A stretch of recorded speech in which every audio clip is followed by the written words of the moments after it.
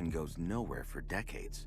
Listen to the podcast Cold-Blooded as two investigators uncover a shocking motive in the pursuit of justice for Billy Halpern. He was good looking, he was funny, everyone liked him. It's just a shame that they took him from us. Listen to Cold-Blooded on America's #1 podcast network, iHeart. Open your free iHeart app and search Cold-Blooded to start listening.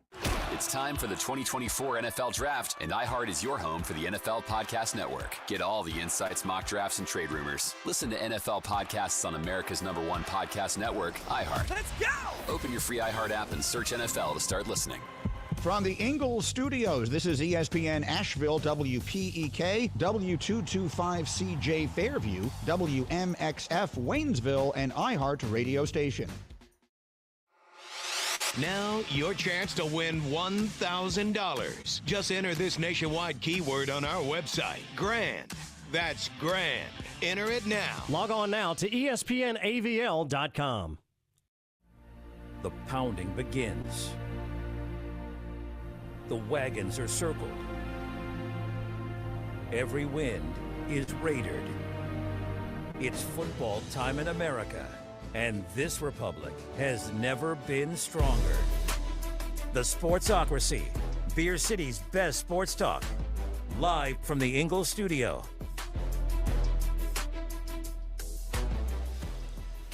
And welcome live to the D.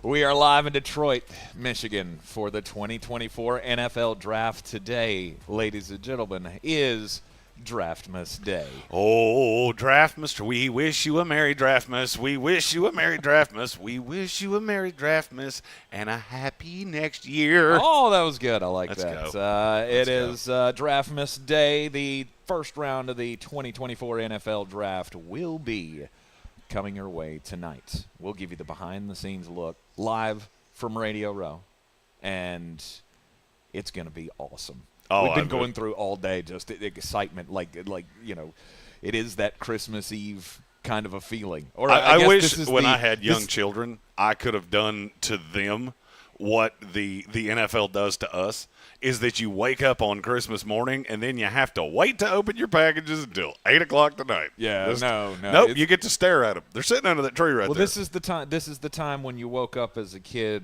before mom and dad got old. Never did, not one time. Not once? Not once. My parents had to wake me up on Christmas almost every year of my You're life. a strange bird. I can remember me and my sister, it was every Christmas, we would wake up at like 4 a.m., and the rule was you can't go into the living room where all of the presents have been left by the big man. You can't go in there without mom and dad. But mom and dad weren't getting up either. So let's go. We had to like stand in the hallway and like, Mom, Dad, can you get up, please? And we had to stand there for what felt like an hour and a half to go get our presents. That's this little time here. This is just the waiting part of the day has come. The presents are being delivered, and you're waiting. You're just waiting for your chance to go in and rip open every package. I'll go ahead and tell you, if that had been me and I was one of those kids, Mom and Dad would have been woke up on the on Christmas morning with a ringing and clatter, because there would have been two pots just bang! Merry Christmas. Let's go open gifts. If I were an only child, I probably would have done that. I was an only child. My sister is 8 years older than me, and so she was able to hold me back from doing any shenanigans of, no, they will whip your tail if you do that. So I always thank my sister for that. But yeah, it is high anticipation for what is coming today. Just a stone's throw away from this Draftmas Central. And it's all thanks to Ingles Supermarkets. Low prices, love the savings, and you can follow all of the action with us, not only here today on ESPN Asheville, 92.9 FM, 880 AM, and 1400, but also everywhere on the iHeart Radio app. Tonight on the YouTubes, just go to thesportsocracy.com, click the live video link, subscribe to the channel, and that way you can join us in the chat all night long, where I'm just going to be giving you the first-hand take of what is going down here in Detroit. Trades may happen. We'll talk trades coming up at the end of this hour. Yeah, because Tank and I went down a rabbit hole earlier of yeah. There's a way to do this, and there's a way not to do it, and there's a team in the NFL that is finding out why you don't do it the way you don't do it. Yep. Because they did do it that way. Yes, they did. Big questions tonight of who's going to trade up, what players could be on the way out. Yesterday, T. Higgins and Trey Hendrickson both asking for trades, or I guess it was reiterated that T. Higgins wants a trade. And Well, then Trey the thing Hendrickson with T added his name in there. The thing with T is that it got kind of a hot poker in its keister because there's been some rumors that maybe there were a few teams that would be willing to come off high-end draft capital to get him, which would make him likely to be traded tonight. I'm not so sure that I see that. I told you from the jump, this is one of those classes where trades are going to be made on the clock. Teams are going to see a guy, they're going to play the game that I call this the Joe Douglas game. Because when Jermaine Johnson fell to 20, Joe Douglas, and this was 2 years ago, Joe Douglas literally called every single team between, I think it was the Pittsburgh Steelers and the Tennessee Titans. It was 8 picks. He called every team and said, I will give you blank, blank, blank for your pick. No. Don't take him, don't take him, don't take him. They didn't. Next. I will give you the same thing I just told them. No. And he did that 8 times until the Tennessee Titans finally went, okay. And I think you're going to see some of that tonight. I can't wait to see it live. It's very cold outside. I'm a house cat. And I am very petrified of how cold it is outside. It's only about 40 degrees outside. It's not too bad. What is the biggest shock for you of Detroit so far? Traffic.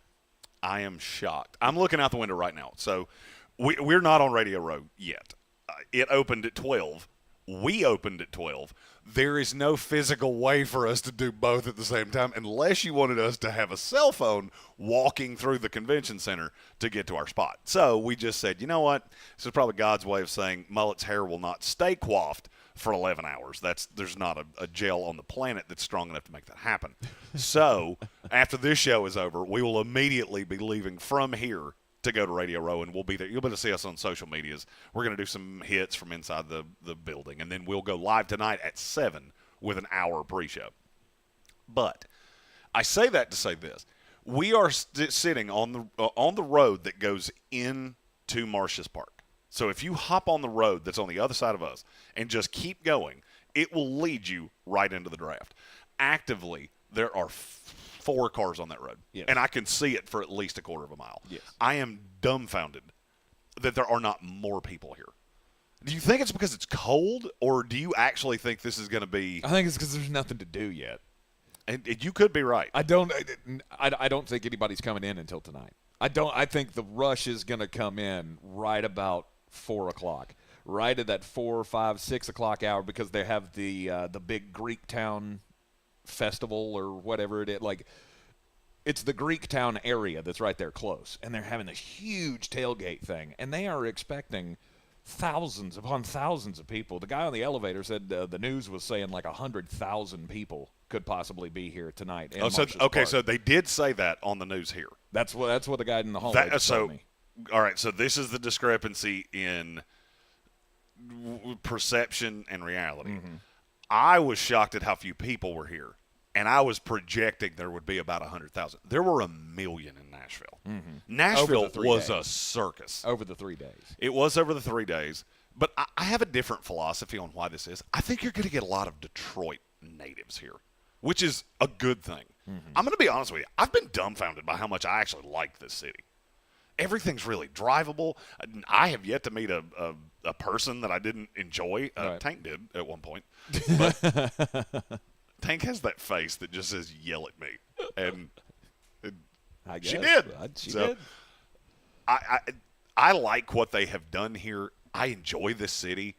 And I think it's actually really convenient. I mean, we're 0.4 of a mile from the convention center. Mm-hmm. And it's going to be an absolute blast tonight. Yeah, I think it's going to be cool. I just think Jeremy and I have been having this discussion since we got here of how's the turnout going to be. Here's the thing: where we're at in the grand scheme of things, yes, this road does run to Marcius Park, but nobody's coming from Canada. Like, we're right on the border. We're kind of. Oh no, I get it. We're like we're right at the end of land here, but right at the border, and so we're kind of outside of what the push would be. Now, there has been no push. No. I'm not saying there has been one. I don't know. I think it's going to be jam-packed, and we're going to see a lot of Ditka sweaters. I do think you'll see a lot of Chicago here tonight. I think you will see – I think you're going to see a lot of fans tonight. I won't be shocked if the turnout tomorrow night is every bit as big as it is tonight. Because tomorrow it's going to be warmer. You've still got great players in the second round. Everything you'll get the players announcing picks tomorrow. Both days of this are going to be just incredible. And I say both days because we'll be doing day 3 from Asheville. Right. Well, at least I will. You will. You will. But we got to clean up the top 100 because we did it 3 hours yesterday on the show. We did. And we didn't get through all of it. And we got to 30. Yeah, we got 70 players in 3 hours. And then we did another 5 hours yesterday. Of streaming? Of streaming, 4.5 hours. We did 6 hours and 42 minutes. Right. Well, we did a mid-show in the middle of the day, and then we just kind of ended that one and went, okay, well, we're not accomplishing this goal, so let's do the top 30. And then we went another 4.5 hours till midnight after that, and we only did 17 players. Bingo. So it really worked out that we could reveal the top 13 here with you on the program here. Tank cried because Tank's a crier. Did I cry? Jeremy, you did. Jeremy drank because Jeremy's a drinker. You know, it's what we do. I don't remember crying. I mean, you didn't like boo-hoo, but you got all weepy. Oh, you did that thing. You did that emotional. I do get emotional when I get tired and let loose a little bit, and there's nothing wrong with that. I think it makes me more likable. Red C in our YouTube comment said that you have a face of someone that isn't allowed within 100 yards of which some is schools. Probably the meanest thing I think I've ever heard. Like, oh no, I mean, if you want me to beat that, I can. I'd rather you didn't, because that's not nice. I'm looking forward to seeing you all spiffy tonight. I've never seen you in a jacket of any kind. The funny thing is, you're wearing a jacket and I'm not. I thought you were. I was going to, and that's why I went and got a suit, because you said I'm gonna be wearing a suit. Well, I mean, somebody should be wearing a suit. Now I gotta wear a suit. No doubt, somebody should be wearing a suit, and I'm just glad it's you. Yes, it's gonna be me. When I can find all of my packing into one duffel bag, we went sweater instead of. Also, my hat never showed up, which yeah. So you went the Jim Tressel route. Oh, that I'm going sweater over button up. You're going with a sweater. Yeah, and I'm going full. Is it a sweater vest? Oh, we're going full MO, by the way. Oh, we're going mullet out. Oh, no. No doubt. We're going mullet out. Well, I'll be wearing a suit with a baseball cap on. Oh, well, that's probably the right call. It is the right call. Your head goes. You don't want this head exposed to anything. I was about to say, you definitely shouldn't do that. And then I thought about it and went, well, I mean, we could tell people that you were in the Coneheads. Well, this is the easiest way to show this to the YouTube crowd. What, off the thing? Can you get the? I can't see the camera, so I don't know if that's getting a good shot of the head. It's close. Just enough. the coneness of the top of the head should not be seen by really anyone other than those who have pledged their life to me. So I got to wear the hat. But I'm interested to see how I look in the suit, too, because I've only worn a suit like twice in my entire life. That makes my head hurt. That makes my head hurt. One of them was for my wedding, and the other one was for somebody else's wedding. Oh, I went full suited and booted for my wedding. With the mullet out. Yes. My wedding will be that's kind of a good, I will look less formal than that, but the hair is going to be every bit that glorious. I guarantee you there will be people that come up to me on the street and just say, save some for the rest of us, bro. Yeah. No doubt. I know it's happening. And we'll put them on the YouTubes. Nice. We'll record them, put them on TikTok. Hey, you should tell people what you just said to me. Do it again. See, I told you guys. It's not this literally, I'm pointing to my head for the radio crowd. This literally is a hat rack. It needs to be. It's what it was made for. Because it kind of looks like a bunch of chewed up bubble gum that somebody spit out on the subway floor. Oh, that was way meaner than what Red C said to you. No, we don't do crimes, especially kid crimes. That's weird. We do that. All right, let's get into the top 13 here. It would help Jeremy, if I had the top 13 pulled up on my computer. Well, I'll go ahead and tell you that 13 is a player that I think is probably the most interesting player tonight because the draft is controlled by him. It's Drake May out of North Carolina. Yeah. Now, look, I had Caleb Williams at 18. I do not buy Caleb Williams as much as everybody else does. I do buy Drake May. The thing that worries me about him is that his range of outcomes might be the most terrifying thing I've ever seen out of a quarterback that I knew was going in the top 5. Mm-hmm. The funniest part of all of this is that I know who loves each quarterback, but I'm really struggling to weave in how all of these things are going to happen. Because Caleb's going to Chicago. That's a no-doubter. Yes. I feel like Jaden Daniels is going to Washington. That's a no-doubter unless there is a hard right turn between 12:14 Eastern Standard Time and 8:14 Eastern Standard Time. Short of that, Jaden Daniels goes too. And then New England's sitting here with a guy that I'm not sure they're in love with, which is Drake May. Mm-hmm. You've got another team in the top 5 that will do anything to trade out of it because the player they want doesn't make a lot of sense at 5. And, yes, it's the name that you've seen. Yes. I'm sure we've all seen J.C. Latham all of a sudden is the pick for the Chargers. That's not smoke. There's a reason we all know this because we've all heard how much they love J.C. Latham. I cannot get to the point that they take him at 5. I'll go ahead and tell you, in the mock draft that we're going to put out at the end of the show, last 2 hours, I have the Chargers trading out. And I don't see how they don't do it. That 5th pick is going to be pressed up against that full 10 minutes, and I think they bail out. Mm-hmm. The question is it for Minnesota to come up and get Drake May, who they are in love with? And I think he fits that system. I said this in our live stream yesterday. If Drake May were to fall to Minnesota, I would say he is the favorite to be the Rookie of the Year next year. Because I think he statistically would be so much better in Minnesota than what people expect that it would even bypass Caleb Williams. Because you're going to have to share credit there. Because you're going to have DJ Moore. I think you're going to have Roma Dunze, possibly Brock Bowers, Keenan Allen, the running game, Cole Kmet, and the defense is going to be really good. I don't know that he'll get the credit for that the way that Drake May will. That's on the high side. Then there's the negative side of if he goes to New England with no weapons, and I'm not sure that they're fully bought into him. Now I'm looking at him going, oh, boy, this has bust written all over it. This has bust written all over it. Drake's a guy I want to see in a dome. Mm-hmm. I want to see him play in the dome because he is the up-tempo, air it out all over the field. I've got a big deep ball arm. I'm really mobile. I just can't find a way that he winds up in Minnesota in spite of the fact that that's where he should be. Right. Drake May coming in at number 13, number 12, Talisi Fuaga, Oregon State. Fuaga is potentially the guy that I think that could be your swerve of the Chargers have let it be known that they really want a literal right tackle, not, hey, we're going to put Joe Alt on the right side. And you could get Talisi Fuaga there. I think 5's too high there anyway.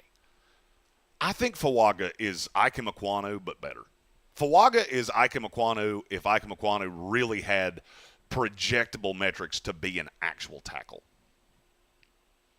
Because I never saw – I told you, Ekwonu was one of the ones that really hammered home the he's a guard, he's a guard, yes. He's a guard. Yes. Because everything about him steered into guard. Fuaga, I think, would be a great guard, but I think he would be a great right tackle too. Ekwonu, I thought, would be a good right tackle and would be a disaster on the left. I don't think anybody's going to try Fuaga on the left. Yeah. I just can't wrap my head around how anybody would get there. But in terms of big, mean road grader, that's exactly what you want. Talisi Fuaga often matched up with New Orleans in a lot of the mock drafts. I think that's his drop dead. I would say 14 is the drop dead for Ola Fashanu and the drop dead for Fuaga. Unless some things change. Aha.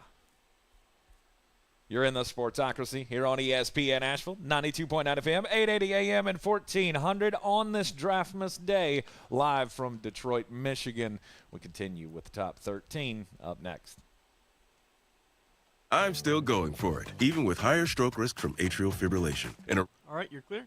By a heart valve problem. Over a 3-year study, Eliquis apixaban tablets reduced stroke risk better than warfarin. And over 97% of Eliquis patients did not experience a stroke. A first stroke occurred in 2.9% of warfarin patients versus 2.3% of Eliquis patients. Don't stop taking prescription Eliquis without asking your doctor. It may increase your stroke risk. Eliquis can cause serious and in rare cases fatal bleeding. Don't take Eliquis if you have an artificial heart valve, abnormal bleeding, or antiphospholipid syndrome. While taking, you may bruise more easily or take longer for bleeding to stop. A spinal injection while on Eliquis increases risk of blood clots, which may cause paralysis, the inability to move. Get medical help right away for unexpected bleeding, unusual bruising, or tingling, numbness, or muscle weakness. Medications such as aspirin products, NSAIDs, SSRIs, SNRIs, and blood thinners may increase bleeding risk. Tell your doctor about all planned medical or dental procedures. Learn more at Eliquis.com or call 1-855-ELIQUIS.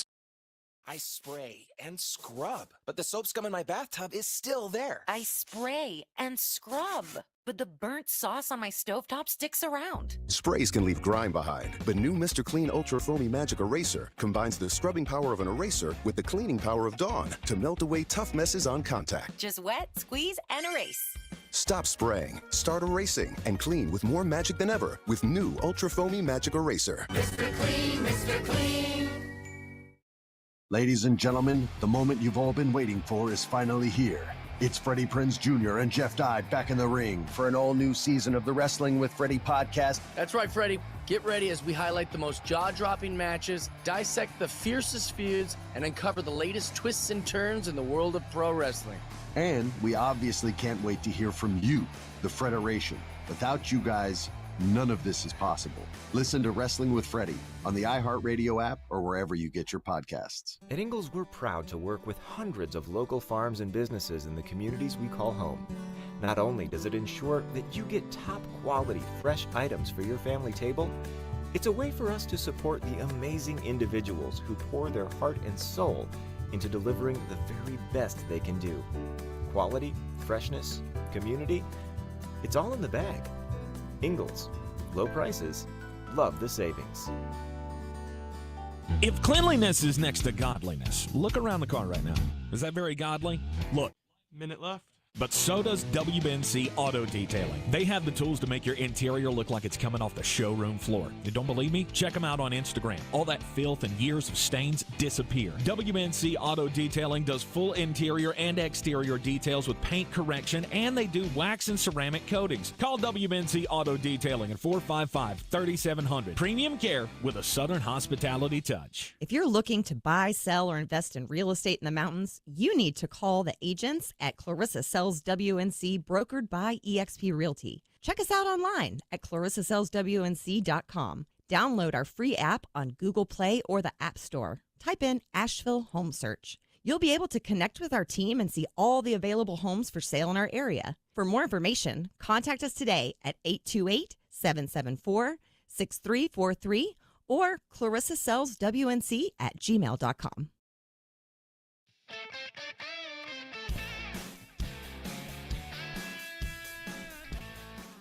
The Sportsocracy. We're just dumber than a bag of hammers. And we are back live downtown Detroit, Draftmas night, the 2024 NFL Draft first round tonight. We will have live coverage on the YouTubes from Radio Row, your behind-the-scenes look at draft night. We're in Detroit thanks to Ingles Supermarkets, low prices, love the savings, and we are. Right, we're singing all the Draftmas carols. Yeah. I'm dreaming of a Brock Bowers Christmas, just like the ones I used to know. Insert favorite player's name here. The Draftmas carols have been sung since he got up this morning. Yeah, I woke up just. Whoa, chipper. I did. I woke up on fire. Yikes. I actually froze myself out of the bedroom last night. There's an independent air conditioner in my bedroom. I set it on 62. I woke up this morning because it's 30 degrees outside. I woke up this morning, took a deep breath, and saw a plume of breath come out and went, well, that's not good. No. That's not what you want. No, that's how you get a sinus infection. Don't could do that. be. I turned it up to 65 and went, that should be fine. And it was. Yeah, no. So he's been all chipper all day long. I'm getting more and more excited by the moment, and I hope you guys are as well, to enjoy in the experience with us, as it's been quite the journey from when we started in Jeremy's basement. Oh, yeah. Streaming on Facebook to 7 people with drunk fish on the couch. Yes. And now we're here. And this is we're going to be very different. I will be the only draft nerd on Radio Row. Do you realize how exciting that is to me? That is crazy. I'm the only one. I'm one of one. Special edition. Baby! We'll be going live tonight on the YouTube at 7 o'clock. Top 13 from Flostradamus, the best prospects in the draft. At number 11, Jeremy, you have Byron Murphy, the defensive tackle out of Texas. I got a text this morning that it keeps rattling around in my head because it came from somebody that I put a lot of credence into what they say. Okay. That said Byron Murphy at 8 to the Falcons.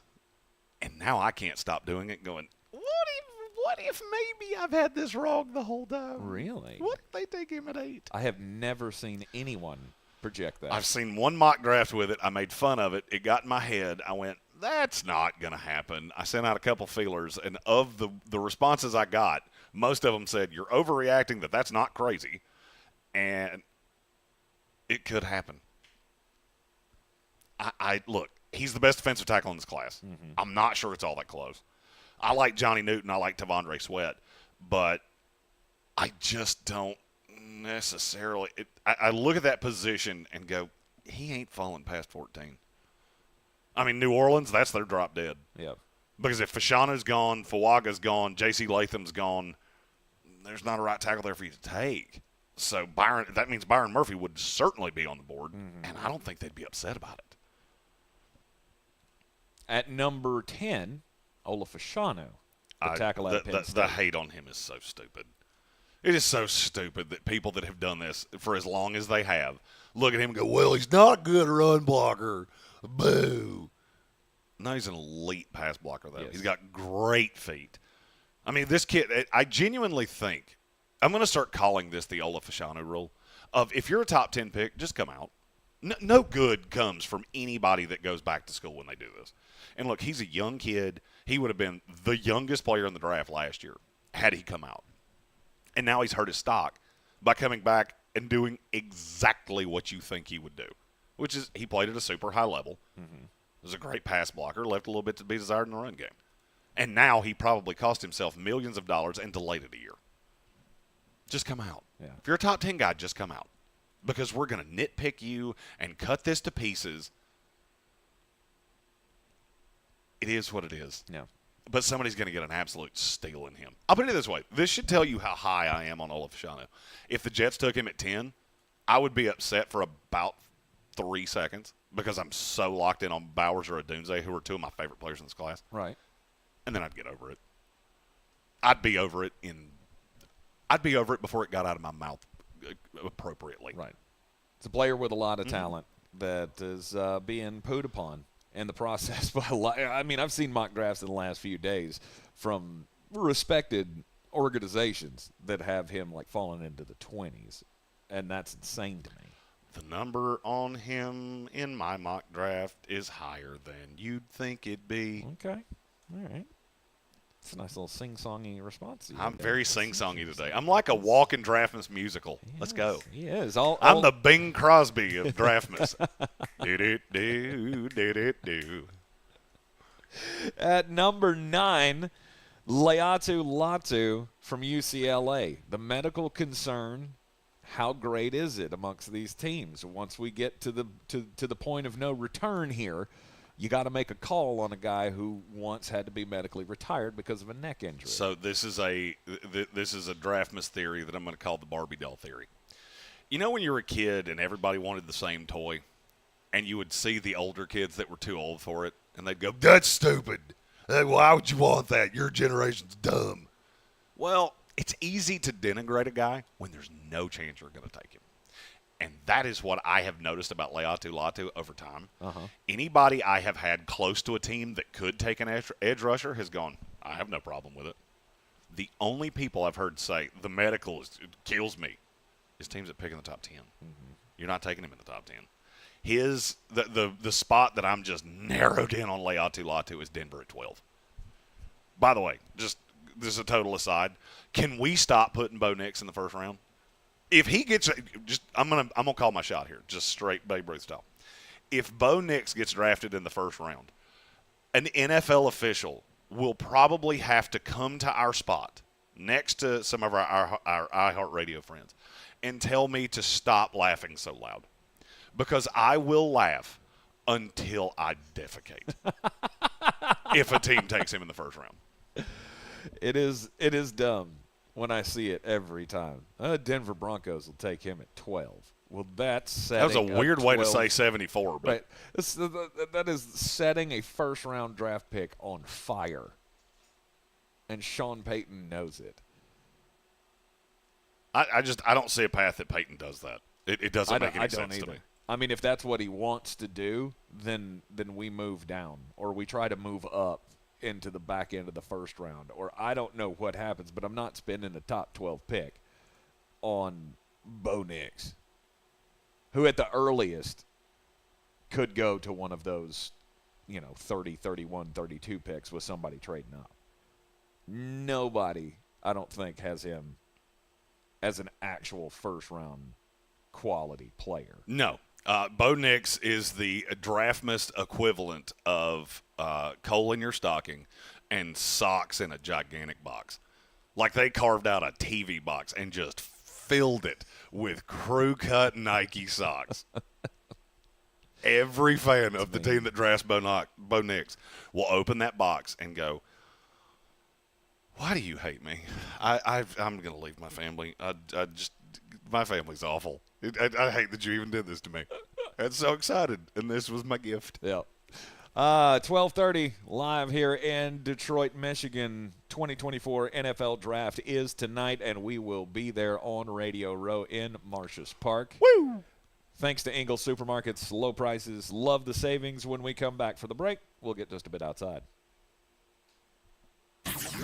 This is your Exergen Temporal Scanner weather for. All right, you're clear, and we're hitting outside news after this break, right? Yes. Now, as we get into our Thursday afternoon, we're looking at sunshine, and there's mainly dry weather over the next 4 or 5 days. It doesn't look like the next chance of rain will get in here until sometime Tuesday. I mean, there's a small chance as we go through tomorrow, really not much. Sunny, 75 today. Tonight, cloudy, 48. 65, cloudy. Tomorrow, maybe a little light rain. Saturday, cloudy. And that rejoin with outside news, that's got music with it, right? Ray Stajic. This report is sponsored by Lowe's. Yes, Savings. sir. Now that's speaking the Lowe's. And with My Lowe's Rewards, your savings just keep coming with members-only offers. Learn more about our new loyalty program at Lowes.com/MyLowe'sRewards. Subject to terms and conditions, see Lowes.com/terms for details. It's the Marketer's Report. Today, Capital One's Chief Brand Officer, Mark Mentry, weighs in on building loyalty with customers. Capital One has really worked to create amazing access moments for our customers. We will do sound check parties that only Capital One cardholders can get access to, and we can't pull that off without iHeart. As the #1 audio company, iHeartMedia gives marketers access to the audiences, insights, and data you need to grow. If you're a marketer, go to iHeartResults.com. To tell you that Keno picks 20 winning numbers, we wrote a winning number of our own. Hit it, boys. You pick up to 10. Keno picks 20. It's easy to play for a whole lot of money. Winning numbers are everywhere with Keno from the North Carolina Education Lottery. Must be 18 to play. Approximate overall odds to win a prize range from 1 in 3.86 to 16.63. Problem gambling helpline 877-718-5543. When the optimistic Billy Halpern meets a suspicious end, authorities focus on an ex-cop turned criminal, but the investigation goes nowhere for decades. Listen to the podcast Cold-Blooded as two investigators uncover a shocking motive in the pursuit of justice for Billy Halpern. He was good looking, he was funny, everyone liked him. It's just a shame that they took him from us.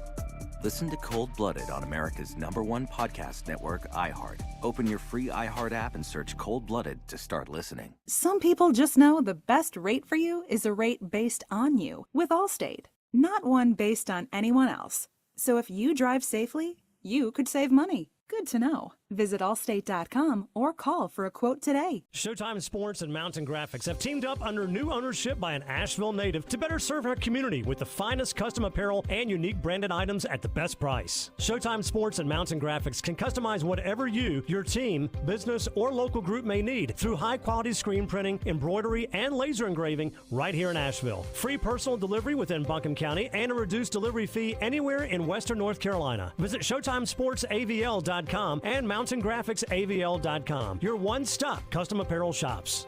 If you're looking to buy, sell, or invest in real estate in the mountains, you need to call the agents at Clarissa Sells WNC, brokered by eXp Realty. Check us out online at ClarissaSellsWNC.com. And did I mention that Clarissa Sells WNC loves teachers?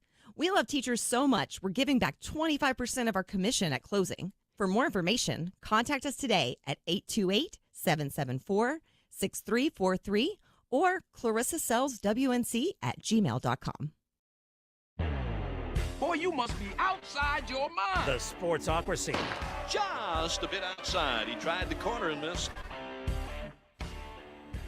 This is the Sportsocracy, and we are live in downtown Detroit, just a stone's throw from where everything is going to go down tonight in the first round of the 2024 NFL Draft. From where the Wings shall take dream tonight of the NFL aspirations of many, many young men. Yes, indeed. We are live in Detroit thanks to Ingles. Markets, low prices, love the savings. Time to get just a bit outside, and let's talk about new beginnings, Jeremy, shall we? Are you trying to recruit me into a cult right now, Brett? Yeah, absolutely. You do not have the face of a cult leader. I'm just throwing that out there.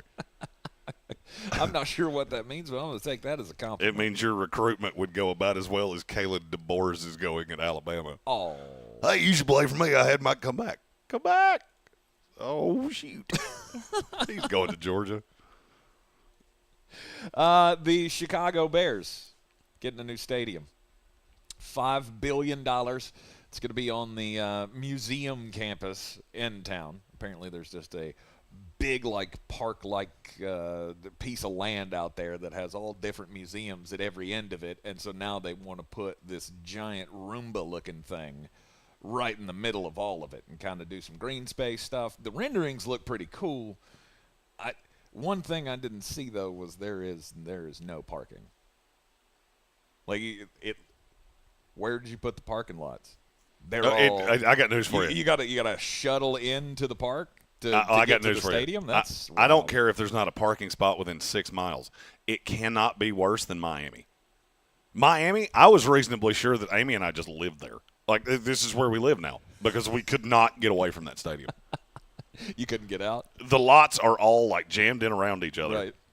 So everybody goes into the same 3 roads that lead out. We Ubered out. You have to go to a lot that I'm pretty sure is outside of a drug den, in between a Circle K and I think it was a Burger King. That's the worst parking I've ever seen in a stadium, ever. Ever. $5 billion is what the proposal is going to cost. It is a domed stadium, and they will be putting their name in the hat to host a Super Bowl. Super Bowl in Chicago. They didn't want to do a Super Bowl in Atlanta because it was an ice storm one time. Yeah. The response to this is probably not going to be great. Was that Atlanta? Or I thought that was in Dallas. I think Dallas didn't. Dallas had a snowstorm or something. Yeah, there was one in the 90s, though. It was in Atlanta. There was an ice storm, and it was an absolute nightmare because a trace of ice in Georgia, where they don't get any, shut down the city and turned out the power for half the damn metropolis. So it's always a sketchy thing to have a Super Bowl in a winter city. But they've done it successfully in Minneapolis. Did it in New York. Yep, Indianapolis has hosted Super Bowls. Chicago. It's cool that they're getting a new stadium that's downtown, too. I mean, at least I think so. I'm sure I don't know how the people of the city feel about it, but at least they don't move out of the city. I feel like, I don't know, it just loses a connection if the team has to move outside the city, outside of the metropolis area. I would implore you to tell me which teams are outside of the metropolis. If you don't live there, You never know. Yeah. My story is about one of my favorite college football analysts, Joel Klatt.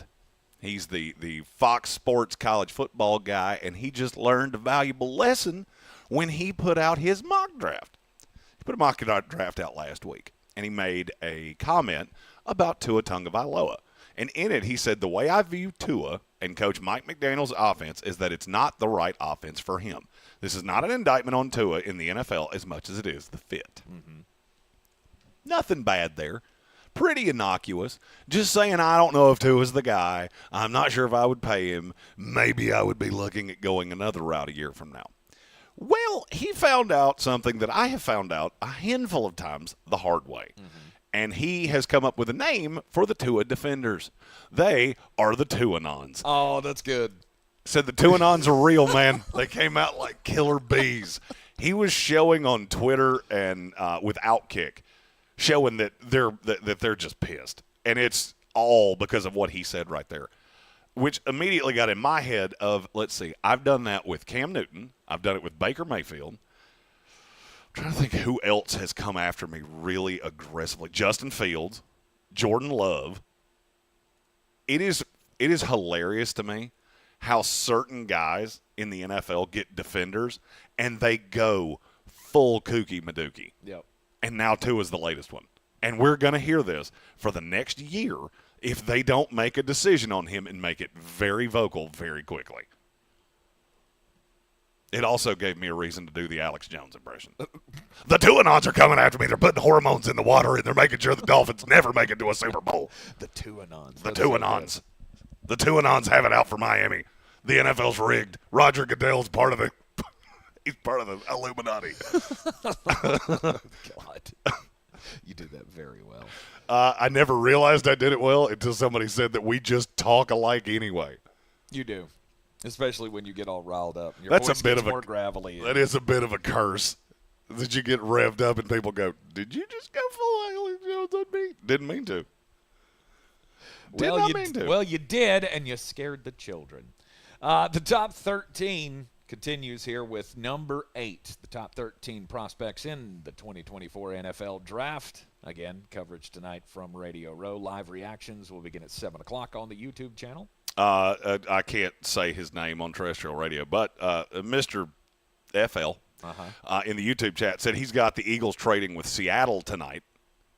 That's a common trade in mock drafts because Philadelphia loves to trade up, Seattle loves to trade down, and Seattle doesn't have a second-round pick.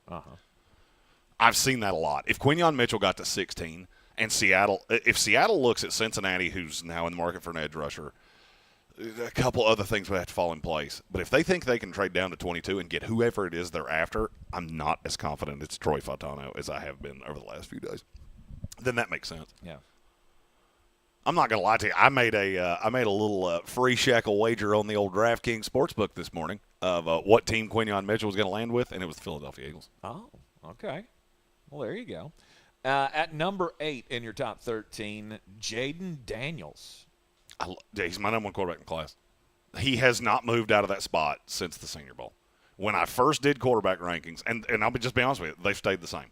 I am exactly in the same spot with quarterbacks that I was 2.5 months ago. Right. He's the best quarterback in this class. He's the most accurate. He's the most mobile. The biggest knock on him is that he's a little bit thin. I don't know that I care. In the modern NFL, where you have to lay a pillow down to get a quarterback down, why would I be overly concerned that he's not yoked? And by the way, his arms are pretty big. Yeah. He walked right by me in Indianapolis, and I didn't. My takeaway from that was not, man, that's a little dude.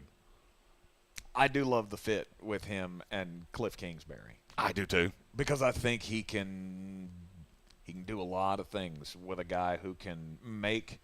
I mean, he makes all the throws, got the big arm, and he is just a. I mean, he's as good at this point as Lamar Jackson was at running out of the pocket and finding the lane and putting that foot forward and just going. And I don't feel like he does it too much. I don't feel like he bails out of plays where he could make a big play with the arm just to use the legs. Well, you're going to have to. I feel like he in his head, he analyzes it pretty well. Well, you're going to have to rein him in the same way you'll have to rein in any runner that comes out of college like this. Because, of course, you are. A guy that can do that, of course he's going to do it. All right, if you bought a sports car. But I want him to do it. And the sports car would go 175 miles an hour. Are you not at some point going to get on the interstate and see nobody in front of you and go, here we go? Of course you are. Mm-hmm. Of course you are. Now, the good thing is that Cliff has experience reining in a guy, Kyler Murray, that was the biggest part of his game. This is not the biggest part of Jaden's game. This is a completely different setup with a quarterback. This is a way more accurate quarterback. And I think he comes in right away. And look, I know there were some bad tapes. Mm-hmm. I really do. They weren't terrible. And most of the tape that I walked away from Jaden Daniels going, oh, I didn't like that, I could directly attribute it to something around him. Usually the offensive line. Yeah. Or the defense putting him in a situation where they said, well, today you're going to have to score 60 because they're going to score 56 on us. Right. Jaden Daniels at 8. Number 7, Jared Verse, edge rusher out of Florida State. He's my favorite edge rusher in this class. Mm-hmm. I think he's the most well-rounded. I think he's the most balanced. I now that I've heard the Trey Hendrickson thing, I can't get away from Cincinnati taking him at 18 and going, hey, Trey, how about you go find your own trade? You get us a pick tomorrow. We're going to go to the bar. You let us know how that goes. Because the more I've thought about it, there is no path that I'm paying a 32-year-old Trey Hendrickson the level of commitment he wants. Right. I mean, because that's what the report yesterday was, is that he doesn't like the fact that he's only got a 2-year deal. He wants a longer commitment. Of course they're not giving that to you. You were hurt this year. Mm-hmm. Why would I possibly look to extend you 2 years from now after I just signed this deal 9 months ago? Yeah, I'm not signing you through your year 36. I'm good. Yeah. You can go be an immediate piece somewhere else. Arizona makes a ton of sense. They have a lot of picks. Washington makes a ton of sense. That's the one that, to me, makes the most sense. I'll get a second-day pick out of them. I'll get Jared Verse. I'm in great shape. Yep. I'm in great shape, and then I can add an offensive lineman in day 2. I can add a receiver in day 2. If I make a move on T. Higgins, then I'll add a lot of capital, and I'm going to be just fine. I still have Joe Burrow. I still have Jamar Chase. The thing with Jared Verse for me is that I don't see a team where he doesn't fit. I can't find a team that could possibly take an edge rusher, whether it's Denver, whether it's New Orleans, whether it's Cincinnati, the Rams. You fit in all of them. Mm-hmm. He comes in immediate 3-down player. I don't know why the industry is not as high on him as I am, and maybe I'm biased. I'm a Florida State fan. I watched every play of the kid. Never at any point did I go, that was a bad rep. 2 years, never once. Not one. That's pretty impressive, especially for somebody who's looking for it like Jeremy. Oh, no doubt. I am adamantly looking for a reason to yell at you. Yes. Not that you can hear me, but I do want a reason to be angry. He can't hear you. Everyone in the bar will, though. Let's go. At number 6, the number 1 corner in Jeremy's rankings for 2024, Quinion Mitchell out of Toledo. Quinion Mitchell is my first 95 in this class. And I've told you how I grade. The highest grade I have in this class is a 96. I have 3 of them. It's about 1, 2, 3. Quinion Mitchell and the next 2 players are 95s. And 95 is, it's not can't miss. Anything over a 95 to me, there is 0 possibility that you're going to bust. Yeah. 95 to 90 it's a low possibility. It is there, but I think you could be a Hall of Famer.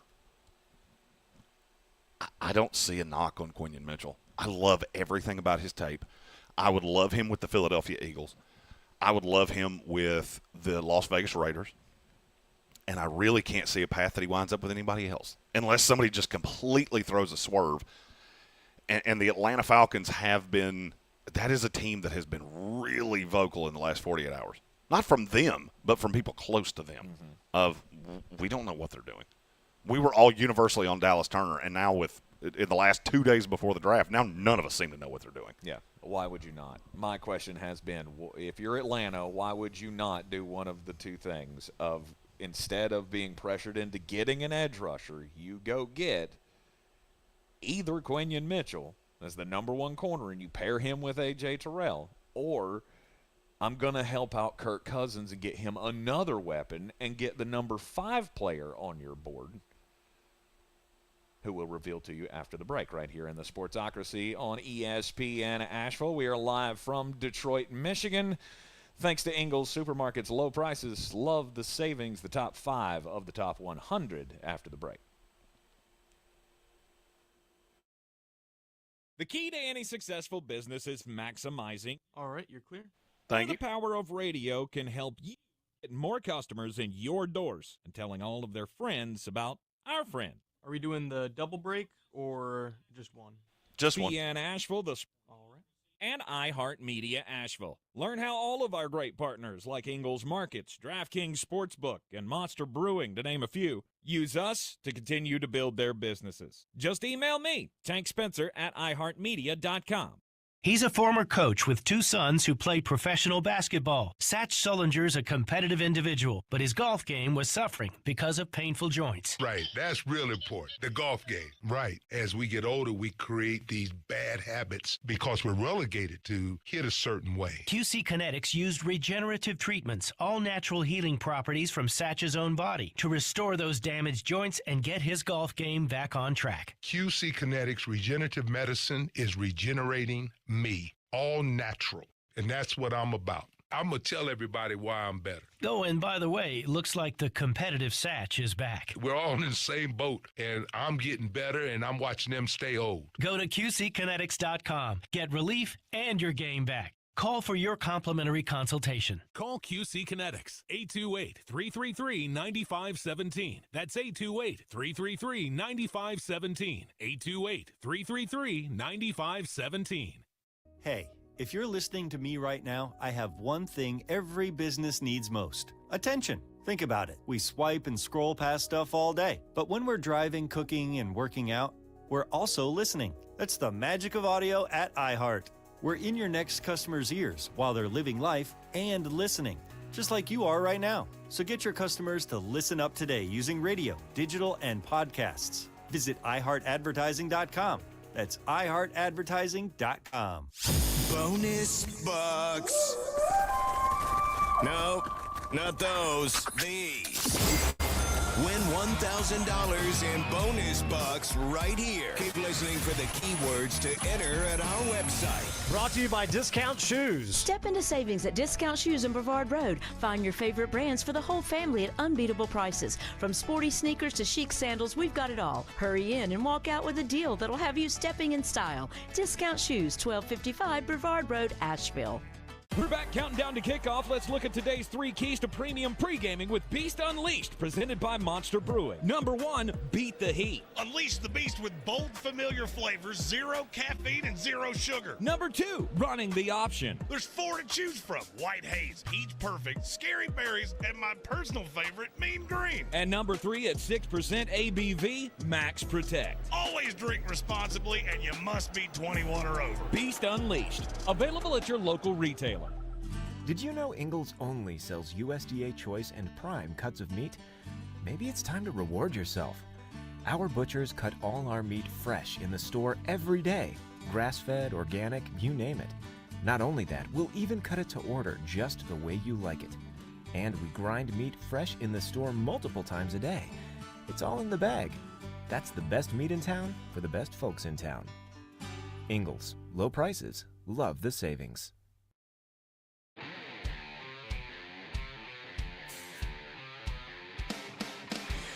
The Sportsocracy. Pull up your pants, take off the bra, and be a man! It is the Sportsocracy live from Detroit, Michigan. The big day, Draftmas Day, has arrived. Oh, Draftmas tree, oh, Draftmas tree. This trip, again, brought to you by Ingles Supermarkets and the top 5 of the Flostradamus Top 100. We're to the big gifts. We've finally made it. This is where you get the bicycles. This is where you get the cars when you're a teenager. It is big gift time. It only took damn near 25 hours to get the top 100 in, and here we go. Listen, top 5. There are some people that would say that is overkill. I would say that's really being precise. Number 5, the wide receiver out of Washington, Rome Odunze. He's the other one that I was talking about. That should be the choice for Atlanta. at 8. I don't. Quinion Mitchell or Rome Odunze. And I would be fine with Rome. I really would. There's not a lot. I think it was Evan Doyle that asked earlier, who's the team that's going to overdraft a player? I feel like it's Atlanta. Yes. Atlanta's the team that is going to go boo-boo kitty because they're really outside of Rome Odunze. I don't see how you could possibly get this right. If Atlanta goes with Dallas Turner, how are they not doing the same thing that teams do when they reach for a quarterback? They're doing the exact same thing. Right. It's the exact same process. If I'm reaching for a need, a position need, well, you could use other things right there. Don't overdraft the edge rusher and pass up 2 guys who could be Hall of Famers at their positions. That's where I'm at with Atlanta. And look, I've told you, for me, the Jets are sitting at 10. I'm a lifelong Jet fan. I'm sitting on the clock at 10, hoping Rome Odunze and Brock Bowers are on the board. I'll be really happy. You pepper a Joe Alt in there, then we can't boo-boo this. I don't think. Yep. Joe, buddy, please. Okay, I don't want to get arrested in Detroit. I really don't. Has he let you down massively at any point in the last 3 years? No. He doesn't. Right? No, 2 years. Excuse me. 3 years would have been Zach, right? Yes. Okay, so, 2 years. I look at Rome Odunze as an elite deep threat. I don't see a lot of missing him. As a matter of fact, I'll go ahead and tell you, I don't see any missing him. Yep. I think he's going to come into this league and be an immediate impact. I love the idea of him with the Chicago Bears. I think if Chicago walks out of here, and I know that Caleb Williams wants Ola Fashanu, and I understand why you do. You went to high school together. You've known each other forever. Rome Odunze is the right call. That gives you all the weapons. You can deal with the line. I think you've already dealt with the line. Not completely, but that's the right call. That's an elite prospect to pair with Caleb Williams. Number 4 is Malik Neighbors at LSU. Yeah, and not everybody loves Malik. I'm finding out more, especially in the last week, that not everybody is as sold on him as we are. And it's a lot of the attitude. It's not so much the play on the field. He's going to come in and be a yak monster from the jump. I think it's probably going to be with the New York Giants. I know there's been talk of them trading up for a quarterback. I don't really buy it. That feels like smoke because they're trying to make sure Malik Neighbors doesn't go at 5 to the Los Angeles Chargers. Because the Chargers are the team you want to make sure they don't get stuck and have to take the best player available because they want somebody else. Yep. Number 3 is Brock Bowers out of Georgia. What do you want me to say? He's the best tight end prospect in my lifetime. We've killed these top 5, which is why we narrowed in on the time here. Can't mess with Brock Bowers. No, and I don't care what team he goes to. No. I don't love it with the Bears because I don't know how him and Kmet play together. I love it with the Jets. I think him and Ruckert, him and Tyler Conklin, that's 3 really good weapons, and you're a running team anyway. You just so happen to have Aaron Rodgers. Brock Bowers, the first of the 3 96s in this class for Jeremy Greene. The second one is at number 2 in the class, the offensive tackle Joe Alt out of Notre Dame. It's Joe Thomas. You want me to tell you what Joe Alt's going to be? It's Joe Thomas with potentially better feet. He's not quite as strong, but he's got better feet. And I think it's hilarious to me that the Chargers are going to bypass him. And I'm almost to the point of I don't see how they do take him. I don't see how all of this has come out unless somebody said something to somebody they weren't supposed to. Somebody got all boozed up at the bar and said something, and now we all know. Right. Because the J.C. Latham thing, we all have him at 5 right now. All of us have him going to the Chargers. Yep. It's just a question of do they trade out or not. It's just dumb. You should trade out. We'll talk more about that in the mock draft coming up in the next hour. And the final number 1 selection, number 1 prospect of the 2024 NFL Draft is the legacy of Marvin Harrison. Marvin Harrison Jr. is one of the highest-rated receivers I've ever graded. He's one of the highest-rated players I've ever had. He's a great all-around receiver. There is nothing that he can't do. The biggest knock is, well, he doesn't block particularly well. Cool. And that's like looking at a car and going, well, I don't get free tire rotations. Oh, shoot, I guess I have to go somewhere else. No, he's number 1.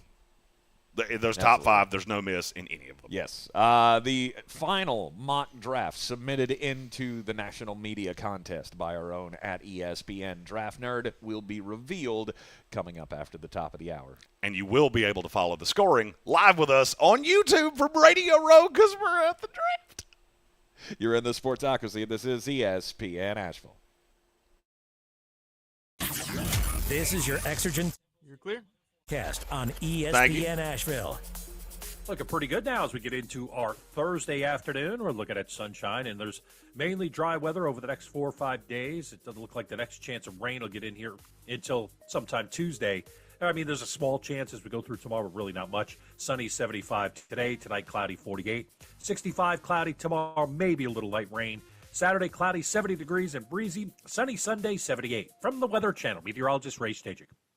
This report is sponsored by Macy's Backstage. Mother's Day is coming up, and Macy's Backstage has amazing deals on great gifts that Mom is going to love, all for $15 and under. Get low prices every day at Macy's Backstage. Find a store near you today at macy'sbackstage.com. Off price, on trend, arriving daily. I'm still going for it, even with higher stroke risk from atrial fibrillation, an irregular heartbeat not caused by a heart valve problem. Over a 3-year study, Eliquis apixaban tablets reduced stroke risk better than warfarin, and over 97% of Eliquis patients did not experience a stroke. A first stroke occurred in 2.9% of warfarin patients versus 2.3% of Eliquis patients. Don't stop taking prescription Eliquis without asking your doctor. It may increase your stroke risk. Eliquis can cause serious and in rare cases fatal bleeding. Don't take Eliquis if you have an artificial heart valve, abnormal bleeding, or antiphospholipid syndrome. While taking, you may bruise more easily or take longer for bleeding to stop. A spinal injection while on Eliquis increases risk of blood clots, which may cause paralysis, the inability to move. Get medical help right away for unexpected bleeding, unusual bruising, or tingling, numbness, or muscle weakness. Medications such as aspirin products, NSAIDs, SSRIs, SNRIs, and blood thinners may increase bleeding risk. Tell your doctor about all planned medical or dental procedures. Learn more at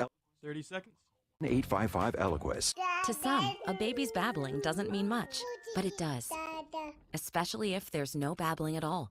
Little to no babbling by 12 months or later is just one of the possible signs of autism in children. Learn more at autismspeaks.org. Brought to you by Autism Speaks and the Ad Council. From the Ingles studios, this is ESPN Asheville, WPEK, W225CJ Fairview, WMXF Waynesville, and iHeart radio station. Now, your chance to win $1,000. Just enter this nationwide keyword on our website. Happy. That's happy. Enter it now. Log on now to ESPNAVL.com. The Sportsocracy. It fires me up, man. I love it. Say it one more time. The Sportsocracy. Shake it back! Beer City's best sports talk. It is gross. Just earlier. They are mature, actually. You just have to get to know them better. Your lunchtime dose of dumbassery. Live from the Ingles studio.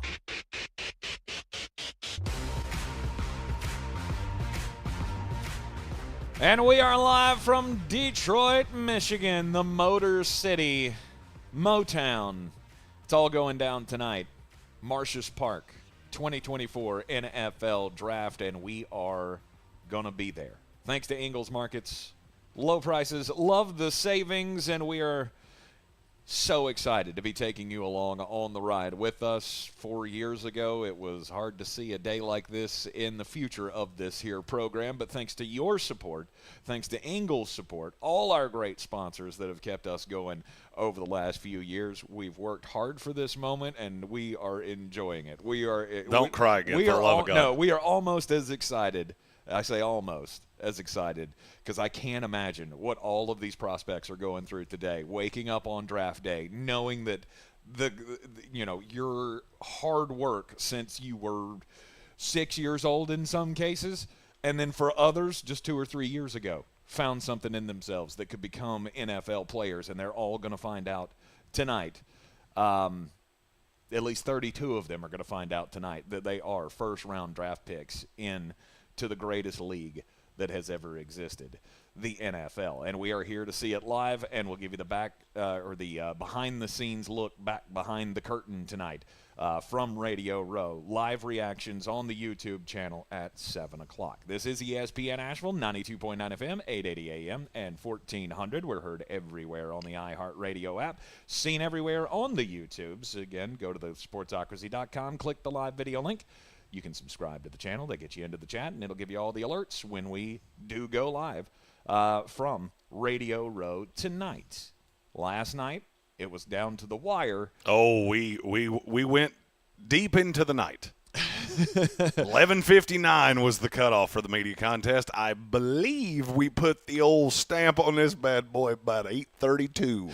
Jeremy's media contest entry all of the big scouts and prognosticators and analysts get into this contest, and Jeremy represented himself pretty well. Last year, finishing 52nd out of 171. It's pretty good. I'm winning it. I'm calling my shot. I'm going full Babe Ruth, baby. I am winning this bad boy this year. I am winning it. I hope you do. But we are going to give you over the remainder of the program here the ins and outs of how we think things can go down tonight, what trades might happen, and the official submission of one Jeremy Greene into the media mock draft contest. It all starts at number 1 with free space on the board. Everybody knows Caleb Williams is the guy for Chicago. He's been talking about it openly. They've done everything except for turn a card in. Fact. I mean, this is the way it's going to go. Yes.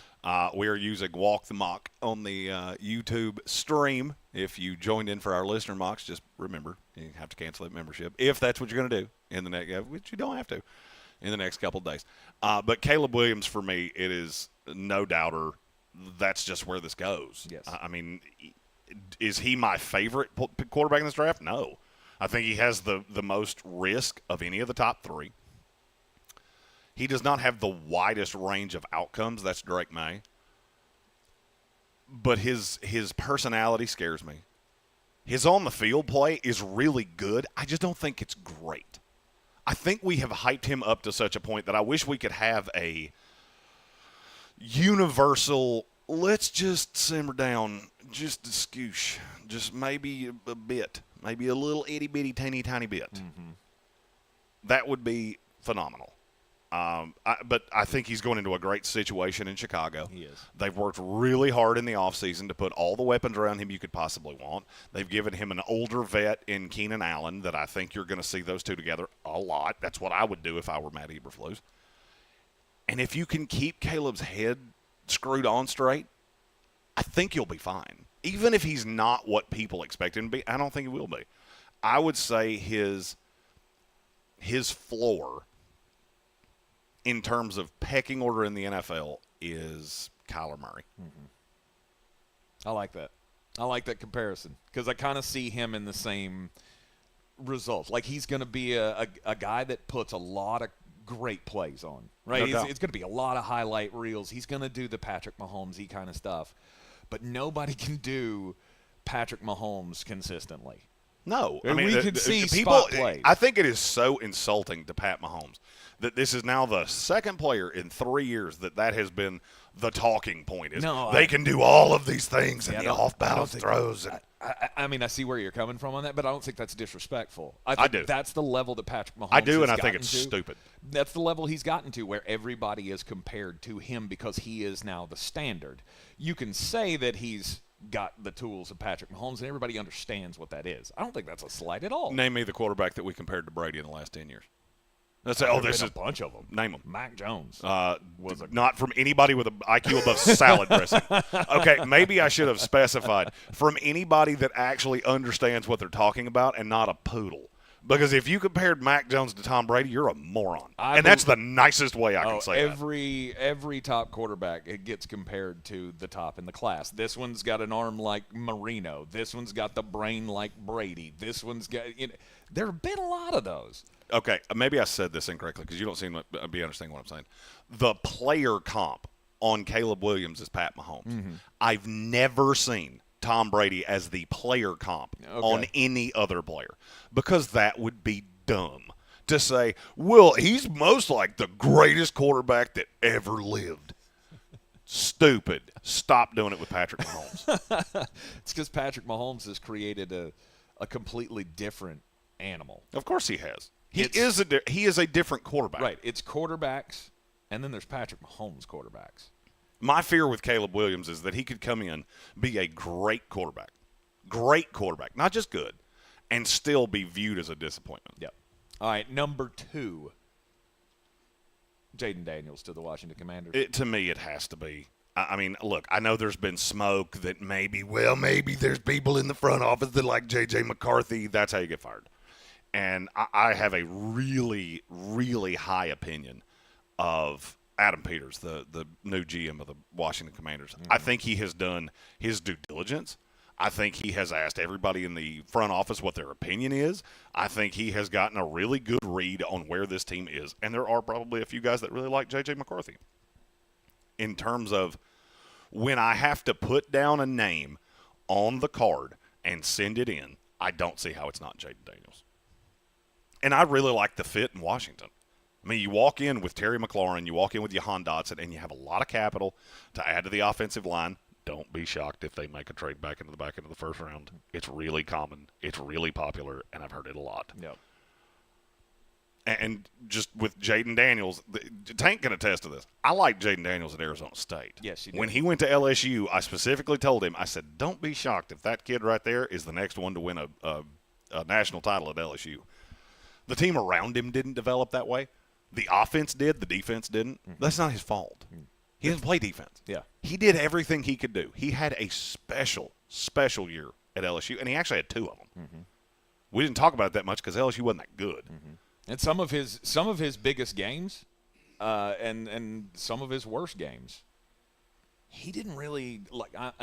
Here's the game I'm pulling from: the Alabama game that was so high scoring and it was back and forth. Well, Alabama was ahead and LSU was chasing most of the game. But even in that game, there were so many plays that were left on the table, and not because of him. And I didn't remember that from seeing the game the first time. There were a lot of drops in that game from the stud wide receivers that are going at the top of this draft. Malik Neighbors had drops in that game. Brian Thomas had drops in that game. This kid is so good, and the thing that I love about him most is that he is a forward-facing player. Like when he drops back in the pocket and the pressure comes on him, his first reaction is not what Caleb's is, which is to roll out that whole back to the defense thing that you love to bang on Justin Fields for. Caleb does it all the time. Rolls out of pressure, deep back another 5-6 yards to roll out and do the Patrick Mahomesy thing. Jaden Daniels, I love more about him than Caleb is that when that pressure comes, he's stepping up and finding either the outlet to get out in front of the pressure, or he's just going down the field and taking 20, 30 yards at a time. He's my number one quarterback in this class, just like he's yours. He's my number one, and the thing that I think he doesn't get enough credit for, because some people call him a stat accumulator, what you don't seem – the people that say that don't seem to be getting that when your defense is that bad, and with Matt House it was that bad, you have no room for error. You have to score every single time you touch the ball. And he did it.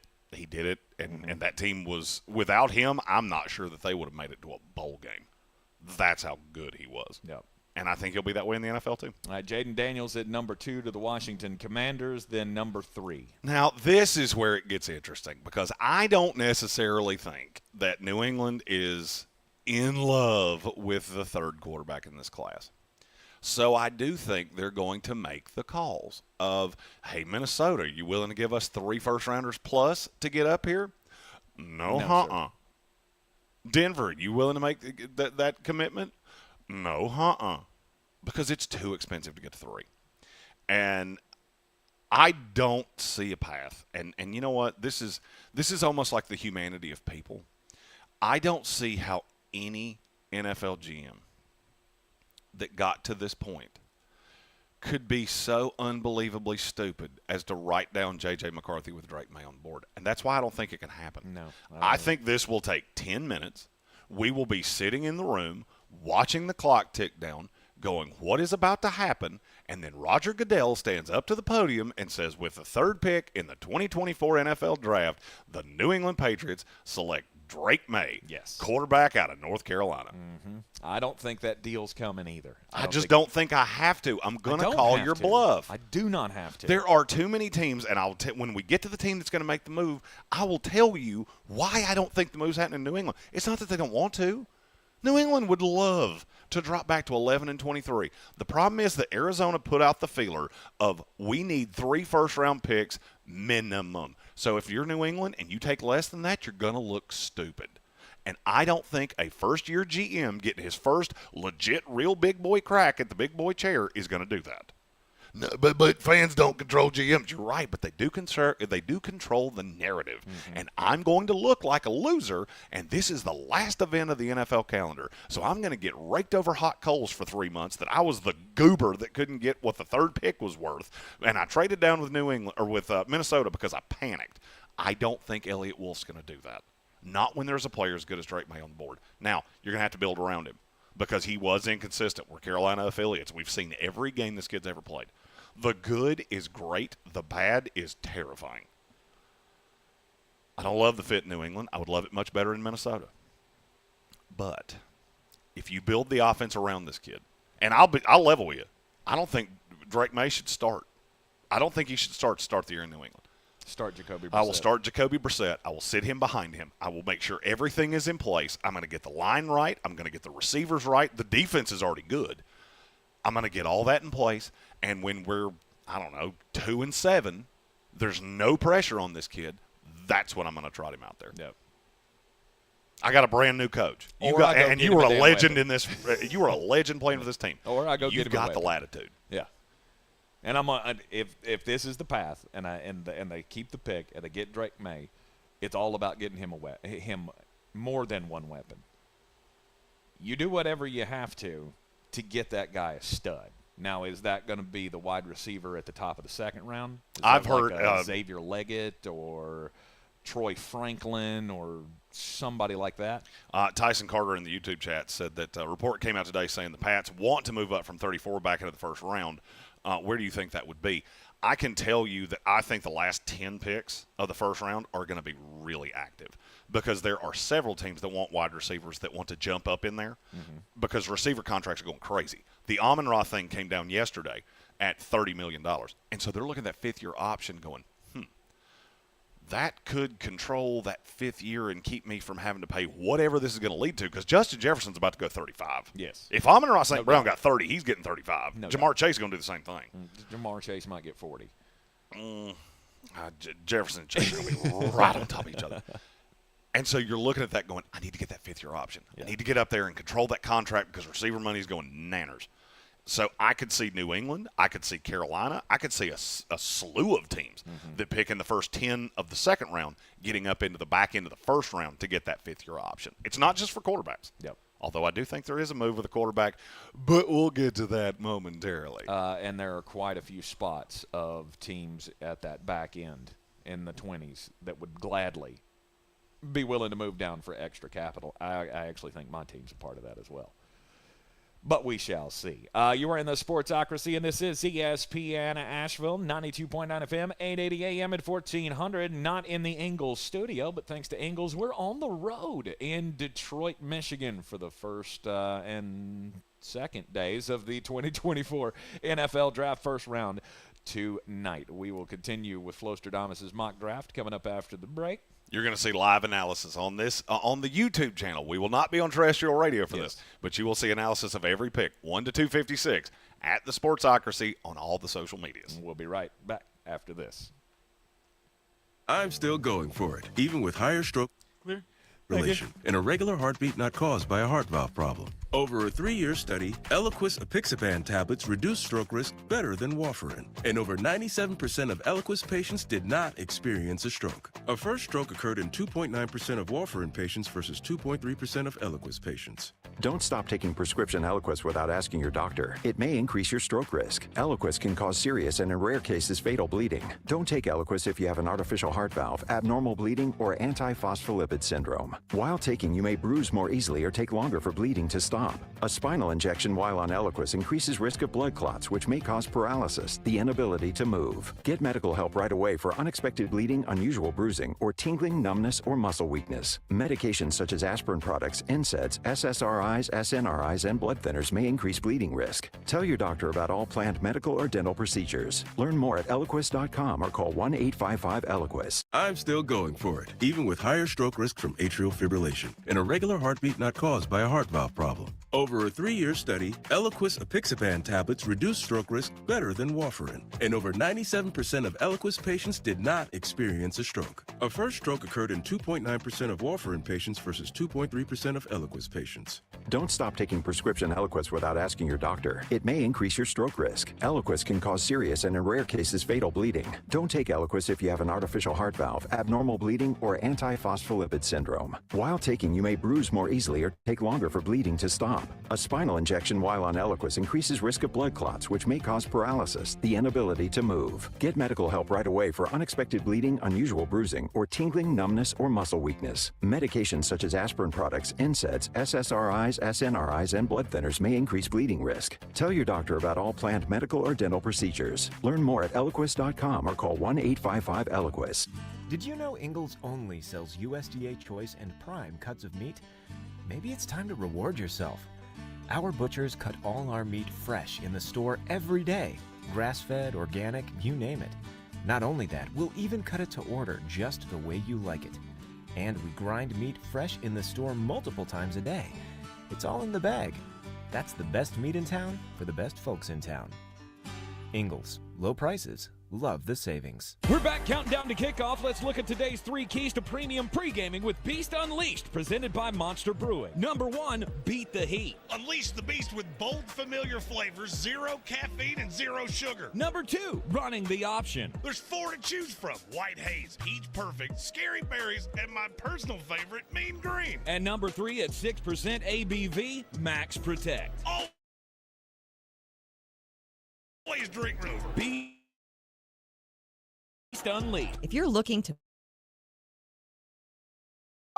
agents at Clarissa Sells WNC, brokered by eXp Realty. Check us out online at clarissasellswnc.com. Download our free app on Google Play or the App Store. Type in Asheville Home Search. Yeah, I'm here. What's up? All right. Connect with our team and see all the available homes for sale in our area. For more, We're back in 10. Cool. 877-4-6343 or clarissasellswnc@gmail.com.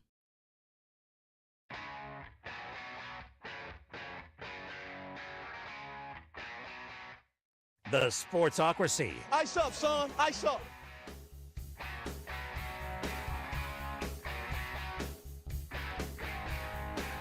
And we are back live in downtown Detroit for the 2024 NFL Draft, courtesy of Ingles Markets. Low prices, love the savings.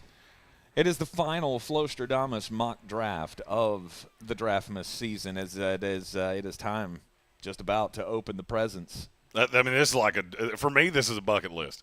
Putting out my final mock draft in the media contest, looking at the place where the draft is happening. I can see it. It's right there. It's right outside the window here. The Arizona Cardinals on the clock at number 4 after the quarterbacks go 1, 2, 3. Caleb Williams, Jaden Daniels, Drake May to the Bears, Commanders, and the Patriots. And then Red Sea, here's your pick, sir. Marvin Harrison Jr. is right here on the board for you. Mm-hmm. And I'll go ahead and tell you, Arizona's going to make that call to Minnesota too. Of, hey, how about them for 3 first-round picks? Is that fun? Let's do that. And the answer is going to be, no. I believe I'll pass. Yeah. I don't have to. Drake May's not on the board. I don't have to do this. I do not have to trade 3 first-round picks for a quarterback because there's got to be somebody that can get up there. Hey, does Denver have the capital to get up there? No, sir, they don't. No, they don't. Unless they want to give up their next 3 first-round picks, which I struggle to believe Sean Payton's going to do. The Raiders, it's not Michael Penix that I'm after. So if you trade up there to get him, that's fine. Go do it. Don't care. Mm-hmm. Also, I don't believe Michael Penix is going that high, but we'll get to that in just a bit. So I feel like Arizona gets into the same boat that New England did. Of you work the phones feverishly for 9 minutes, and then you break into that final minute, and you have to break down and go, you know what? Let's go get our guy. Mm-hmm. And I believe and have believed the entire time that guy is Marvin Harrison Jr., wide receiver out of Ohio State. Yes. And so has Monty Austinford. Ever since it came up in the discussion of would you trade this pick, and he went, look, we're open to anything, but it's going to cost you because I got the number 1 pick in the draft. I don't need a quarterback, and I'm at number 1. it's going to cost everything you have. And the part he left out of that is because Marvin Harrison Jr. can change my franchise. I think people keep, the Cardinals could trade out of this. Why would I do that? Why would I give up a no doubt Hall of Famer legacy pick guy that can sell me tickets and get me all over the place? Stop and saying all of the that. things. I don't care about selling me tickets. I do not care. I can win football games, and that sells me tickets. That's what I do care about. I do care about it in a sense. This guy can be the face of a franchise. Well, you might care about it. The GM does not care about selling tickets. I detest when you do that. I don't care. I don't care. He's the best player on the draft. The best player. Monty Austin-Fort doesn't care about making money. Every NFL team makes money. Mm-hmm. My job is to win football games, and Marvin Harrison will help me win football games. Can he be the face of my franchise? Is he a guy, I think character-wise, that is someone I will put out front? By the way, I do find it really funny. I'm glad you said character. Yeah. I find it so funny that because he didn't talk at the Combine, now all of a sudden he's character risk. I've talked to anybody that would answer this question. Do you have any character red flags on Marvin Harrison? Do you know how many have gotten back? Mm-hmm. 0. Mm-hmm. Can I do that by trading down and taking a left tackle? Is that my guy? No. No. Is Malik Neighbors that guy that I can put out as the face of my franchise and be my community guy? I don't. It's a plus. I'm just saying it's a plus, and I believe it factors into the decision because it all plays into whether or not this guy's going to be a team leader or whether he's going to be good in the locker room. All of that plays for me. It might play for you. For but the GM doesn't care. Yeah, for a GM, if there's one guy that I think is a future Hall of Famer and the other one's a future, he'll make a couple Pro Bowls. I don't care if that future Hall of Famer comes out wearing bloody clothes with a knife in his hand. Do you think that I'm going to take that dude. It's that distinct between the two of them? No, I don't think it's that. Okay. That was my only point. I don't think it's that distinct between the two of them, but I do think it's very clear that Marvin Harrison Jr. is the player. If they wind up at 4, that's who they're going to take. Now, at number 5. Now, this is where it gets fun. And this is where you have to be real careful when you're Joe Ortiz and Mr. Harbaugh, because you got to be careful what you say to people. Now, I'm going to tell you the nitty-gritty. We love being the behind-the-scenes show that gets the access to things like this. So I'm going to tell you how this went for me.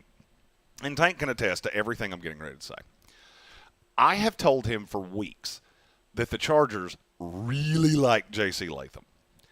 But I couldn't wrap my brain around how you would go at 5 to get him.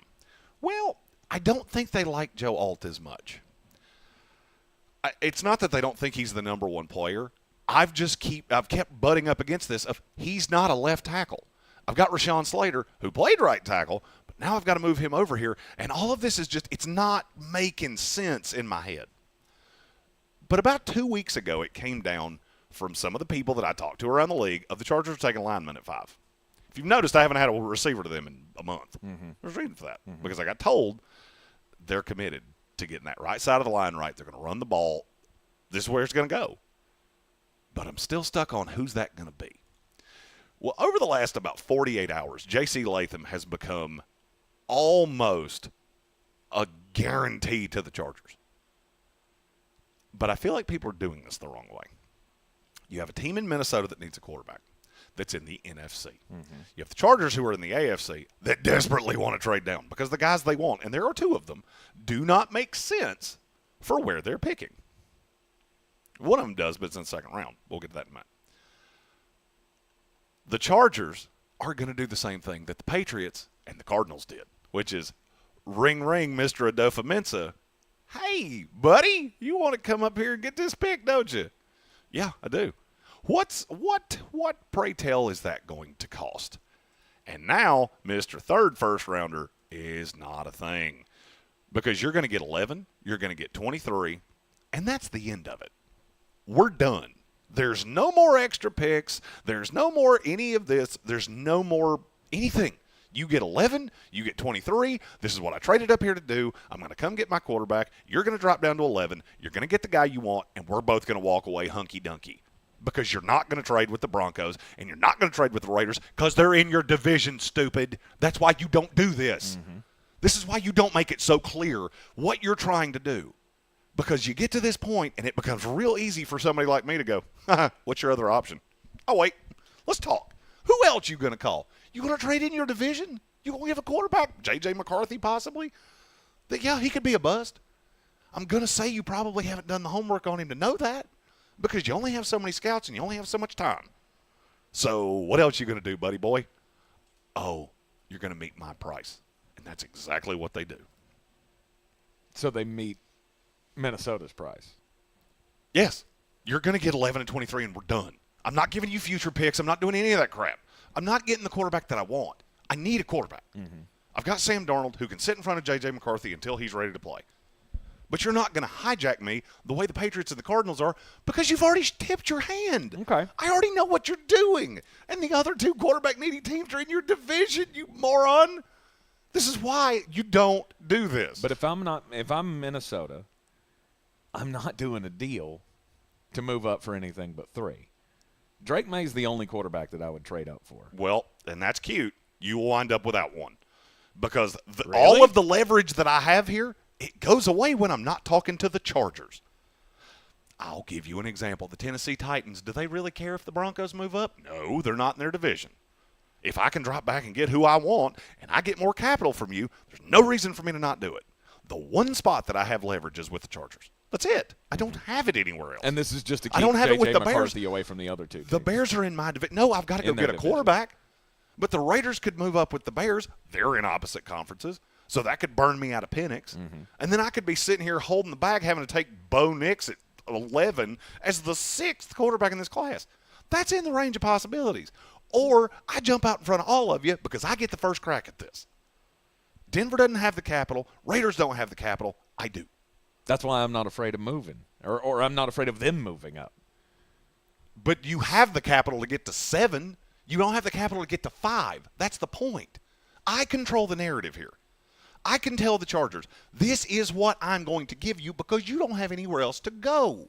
Gotcha. As soon as you get out of that pick, the Giants don't care. The Giants come in and the Broncos offer them 2 first-round picks for 6. In. In. Let's go. See you. Bye. Notorious B.I.G. said 11 and 23. That's it. Yeah, because you don't have another choice. Or here's the alternative. You can sit here at 5 and take J.C. Latham and just wait for how bad that's going to go for you. Also look at the media narrative. You notice that every mock draft today has J.C. Latham at 5? Yeah. All of them. Yeah. Matt Miller, Mel Kiper, Trevor Sikkema, all of us have J.C. Latham at 5. If you trade down to 11 and get the guy that I've seen out there all day long, you know what that does? Makes you look like a genius. Because I got 23 and still got the guy I wanted. That's the only reason you would float that way. I am as confident this happens as any pick in this draft. And when it does happen, you mark my words that I'm just going to stand up and go, are you not entertained? The Chargers trade down to 11 and 23. Minnesota jumps up to 5, and they take J.J. McCarthy. Yes. I considered Michael Penix. I'm not going to lie to you. I considered it. See, and that's. I just don't think it can happen. And again, that's the Michael Penix thing. Like, one of those dudes will be there at 11. I feel like. And I just don't know that anybody's getting up in front of you. Might be. And here's the thing. Well, here's the thing. You can't take the risk.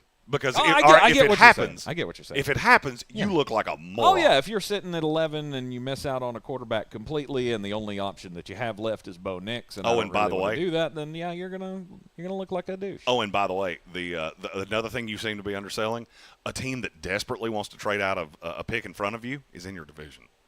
Hey, you remember what the Patriots did last year to the Jets where they went, we're going to trade down to burn you out of Broderick Jones? If you think the Bears wouldn't do the same thing to the Vikings, I got a bridge to sell you. And they know that. They know that. As soon as I don't control the narrative anymore, I have absolutely no control over where I land. Do I think they're in love with J.J. McCarthy? No, I don't. I don't think a lot of teams are in love with quarterbacks they take in the first round. They have to have a quarterback. They have to. You've gone through this whole process, and Minnesota boo-booed this just as bad as the Chargers did because you tipped your hand when you traded for 23. I know you're after a quarterback, and I know you're willing to trade those 2 picks. So you take 2 teams that screwed this process up real bad, and you might have a little conversation behind closed doors going, do you realize how bad this can go for us? We could both look like morons. You want to just have a handshake deal? Maybe I do you a favor, like a week from now, and maybe a year from now. Because right now our careers as GMs are looking a little tenuous because we boo-booed this real bad. All right, and then we need to take a break here. So the trade happens. Minnesota gets to 5. They get J.J. McCarthy, the 4th quarterback, off the board, and then sitting at number 6. It's the New York Giants. We'll see what they do after the break right here on ESPN Asheville, 92.9 FM, 880 AM, and 1400 The Sportsocracy, live in Detroit for the 2024 NFL Draft. This is your Exergen. You're clear. Cast Thank on ESPN Asheville.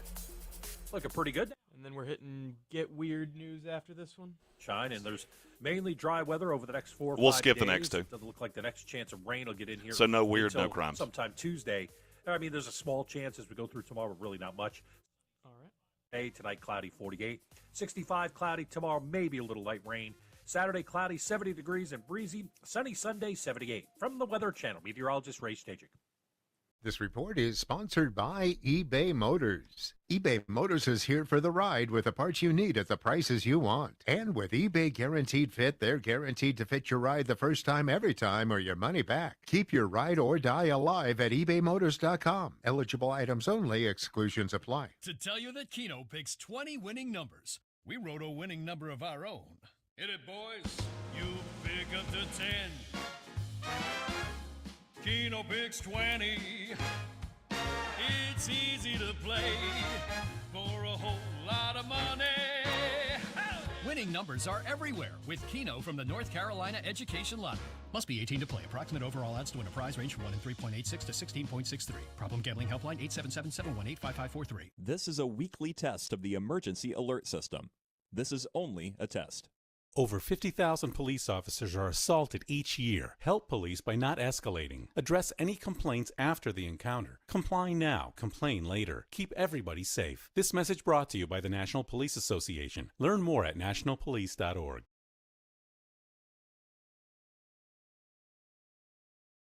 The key to any successful business is maximizing your reach. That's where the power of radio can help you get more customers in your doors and telling all of their friends about our friends. Hello, friends. Get your message to the masses through ESPN Asheville, the Sportsocracy, and iHeartMedia Asheville. Learn how all of our great partners like Ingles Markets, DraftKings Sportsbook, and Monster Brewing, to name a few, use us to continue to build their businesses. Just email me, Tank Spencer at iHeartMedia.com. Summit Dental is accepting new patients. At Summit, they submit insurance on your behalf and provide you with estimates, so you have everything you need to make an informed treatment decision. They also work with Care Credit, and they're happy to help you apply. Care Credit helps you pay for out-of-pocket healthcare expenses. See why Summit Dental has so many 5-star reviews on Google. Book today at AshevilleSummitDental.com. In-house savings programs are also available. Book online at AshevilleSummitDental.com. If cleanliness is next to godliness, look around the car right now. Is that very godly?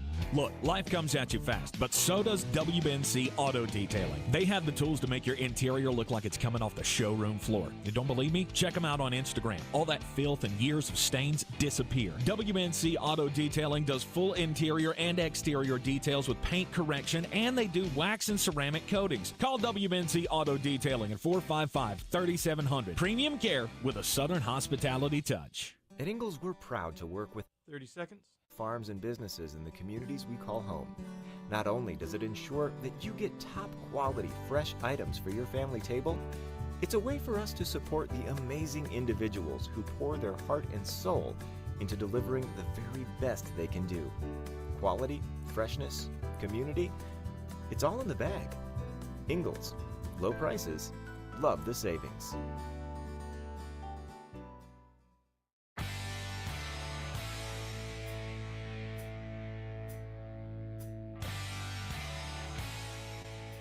The Sportsocracy. That is some good, clean family fun there, eh, Kai? And we are the Sportsocracy. Tank Spencer, Jeremy Greene, live in the D. The D. Detroit, Michigan, for tonight's NFL Draft. The first round It's going to be quite the night. It's not going to be as fun next year to throw out the tagline. Green Bay, we got the cheese. Constipation. Titletown. Let's go. Could be fun. Next year, they may let us host the thing. I can't imagine a ton of people are going to go, hey, let's go to Green Bay. Yeah, I don't think if you were going to do it in Green Bay, you'd have to do it at Lambeau Field, right? They are doing it at Lambeau Field. Are they? Okay, all right. I was just thinking that, I mean, that's like the only thing in town, right? There's Lambeau Field, a post office, a liquor store, a Dollar General, and then, let's go to Milwaukee. Hey, I mean, if we're going to do it at the liquor store, we can talk. Number 6 pick in Flostradamus' final mock draft. I mean, look, New York Giants, I've had this. You've got to have a weapon. Mm-hmm. And I've heard all the talk that they could trade up. I've considered trading up for them in the back end of the first round to get another quarterback. I just don't see that happening, and I'll tell you why. I'm going to add a weapon for Daniel Jones. I think the front office is completely sold out on him. Mm-hmm. Like, it's just, we're done. Yeah. Buyer's remorse is the term that I have heard, but there's nothing you can do about it. You're stuck with him. And if this goes as badly as I think it will, Brian Daboll's going to be out of a job. So do I want to try to take a quarterback this year that you're stuck with? Because you take one at 6, the next coach is stuck with this quarterback because you're pot committed. Yes. Or do I want to add the elite weapon? I'll take the quarterback next year, whether it's Quinn Ewers, Shedeur Sanders, somebody that comes out of nowhere. That makes more sense to me. So it's not hard for me at 6 to just go, it's Malik Neighbors. Yes. I'll take him happily. You add him to Wan'Dale Robinson, Darren Waller, that at least I don't think Daniel Jones has any excuse because you've invested in the line heavily. And if it's healthy, you've got a lot of capital wrapped up in that line. Now you've got a lot of capital wrapped up in the receiving core. The defense was not awful, and it was getting better at the end of last year. Now you have a new coordinator. Mm-hmm. You don't have a whole lot to go, well, I didn't get a fair shake. Yes, imitation Eli Manning, you did. But is there any chance that this pick would be Dunze over Neighbors? I thought that at first. We've mentioned character red flags with Neighbors, so will that push him down at all? I thought that at first, but from the people that I have talked to, it is much more common that it's Harrison, Neighbors, Dunze. Yes, they're close, but that's the order they go in, and there's a little bit of a gap to a lot of people. There's not to me, but I'm having to project for 32 GMs, of which I haven't talked to. Mm-hmm. So I would say it would be Malik Neighbors. Would I be shocked if it was Roma Dunze? No. The Tennessee Titans have the number 7 pick. And Joel.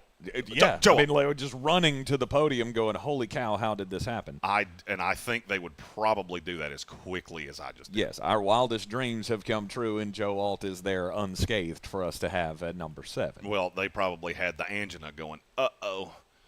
Oh, no, we're going to be in that same position the Chargers are in. Mm-hmm. And then they came through like manna from heaven. Said, no, we will dookie ourselves and put ourselves in a position that we have to trade out to get who we have made it very clear we want. And you can take Joe Alt. Yeah. Alt, to me, is an immediate plug-and-play left tackle. He'll be your blindside protector for Will Levis. And you add that to Peter Skoronski from last year. Petit Frere goes back to the right side. You invested a little bit in the line. You got Calvin Ridley. Now I'm looking at the offense going, it might not be bad. Mm-hmm. I'm at least going to get a fair look at Will Levis and see if what he did against Atlanta was who he is or the that I saw for the rest of the year is what he is. No questions here for Tennessee and no qualms about them taking Joe Alt at tackle. It would be hard for me to believe that it would be hard for me to believe that it's anybody else. At number 8, the Atlanta Falcons. Everybody has been squeezing in the edge rusher here. Is that just the way it's going to go, or are they going to throw everybody a curveball and go Quinion Mitchell? This is the first spot that I have looked at. I mean, look, you saw how impassioned I was on the J.J. McCarthy trade and why it was going to happen. I look at the first 7 and go, I feel pretty good about that being how this goes. I get to 8 and go, I don't have a damn clue. I really don't. Dallas Turner has been the common thought because he is a scheme fit for what they want to do. The Byron Murphy thing has gotten in my head, and I'm starting to think maybe that's the path that they end up going. I also keep coming back to Quinyon Mitchell going, that was in my first mock, that was who they took because I could not believe they would get this duped on Dallas Turner. Mm-hmm. I also keep getting told that this is you got a lot of things at play here. Sitting GM, coaching staff that's all brand new. You don't know who's making the pick. I think this will tell you a lot about the brain trust of the Falcons. If Terry Fontenot makes this pick, it will either be Rome Odunze or who I ultimately pick. If it's Raheem Morris, I think it would be Byron Murphy or Quinyon Mitchell. I'm ultimately going Dallas Turner. Yeah. I'm ultimately going Dallas Turner, if for nothing else, just because it's the one that is the safest, and I have absolutely no clue. Atlanta, I think, would love to trade down. Mm-hmm. I just don't know who you're going to trade down with. Well, is there a team that would want to trade up to this position to get Quinyon Mitchell, to get Rome Odunze? We've talked about the Philadelphia Eagles, but the Eagles would have to move from 22 all the way up to 8. Odunze is a possibility, and the only one that this is rattled around in my brain. The one that I keep thinking about is the Buffalo Bills. Would Buffalo be willing to come up from 28, give up next year's one, and whatever else that's going to cost? Because I'm not going to lie to you, I don't know. Mm-hmm. That may cost another one because Buffalo's been so good for so long. I don't know. I couldn't get to that point, especially with how many receivers there are in this class, but that's the one I kept looking at. Going, if anybody's going to make the play, it would probably be them. I don't think you're making the play on Penix, if that's what you were asking me. Yeah. So are you saying a 2025 first-round pick? With 28. With 28. And then some. I think it would cost more than that. I'm going all the way back to the Julio Jones deal, which was forever ago. Because that's the last time we really saw a team move up like that. I just couldn't get to that point. Buffalo has too many holes, and the roster's too expensive for me to see them doing that. But that is one that I think you should put in your – you should put that in the back of your old brain batteries and go, if that happens, remember there was a fat mulleted dude that said that was possible because Buffalo's been vocal about trading up. I just think that's too rich. Yep. I think Buffalo, if Odunze somehow got past the Jets, now we start talking about, maybe. Well, I mean, because – Odunze will come off the board real quick. 8 might be the spot, if that's who you're looking for, to keep him away from Chicago, to keep him away from New York. That would be your play. Thomas Gage in the YouTube comment said it would take at least 3 first-rounders to move up that high. In this draft, I would agree with you. You got to understand, the back end of the top 10, you start denigrating these picks, so they're not worth nearly as much as top 5 picks are. In this class, I think he's right, and that's why I couldn't get there with Buffalo. That's why I had Atlanta they finally had to roll over, and the clock's dwindling down. I got to take Dallas Turner. Yep. Number 9 pick belongs to the Chicago Bears. Rome Odunze's on the board. Is that the call? Or are they going Jared Verse or – Look, there have been a lot of players named here. Caleb Williams came out yesterday, basically said he wanted Ola Fashanu. I would be dumbfounded if that happened. I will say, though, the fact that he said that openly tells me that – I mean, because, look, we all know that he's going to Chicago. What they talk about at these meetings and at his visits and things like that, the fact that he felt okay to say that and start the firestorm that he knew it would start makes me think that Chicago might be a trade-down possibility. You would be looking at Bowers. So I looked at Indianapolis because I know they have a fixation on him. I looked at Cincinnati. I just couldn't get to the point where I could bypass having that extra deep threat, legit deep threat. Look, DJ Moore was great last year with Justin Fields.